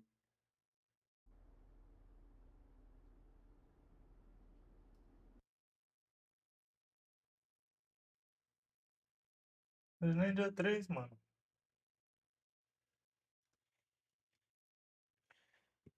Eu tô pensando já em aproveitar e tirar minha soneca, porque daqui a pouco vai faltar luz. Então, às vezes é pro melhor, né? Brigueiros, chat. Brigueiros.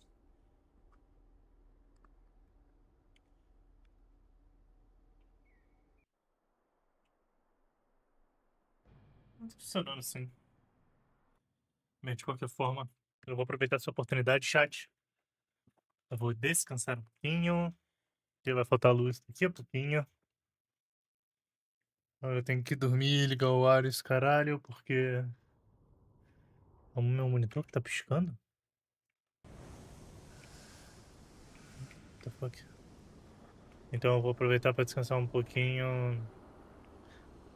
Ligar o ar, caralho, antes que falte luz, tá ligado? Pra eu dormir enquanto eles estão fazendo a manutenção, e quando eu acordar a manutenção já tá feita. Então, eu vejo vocês mais tarde, chat. Beijo na bunda de vocês aí, que vocês estejam bem, viu?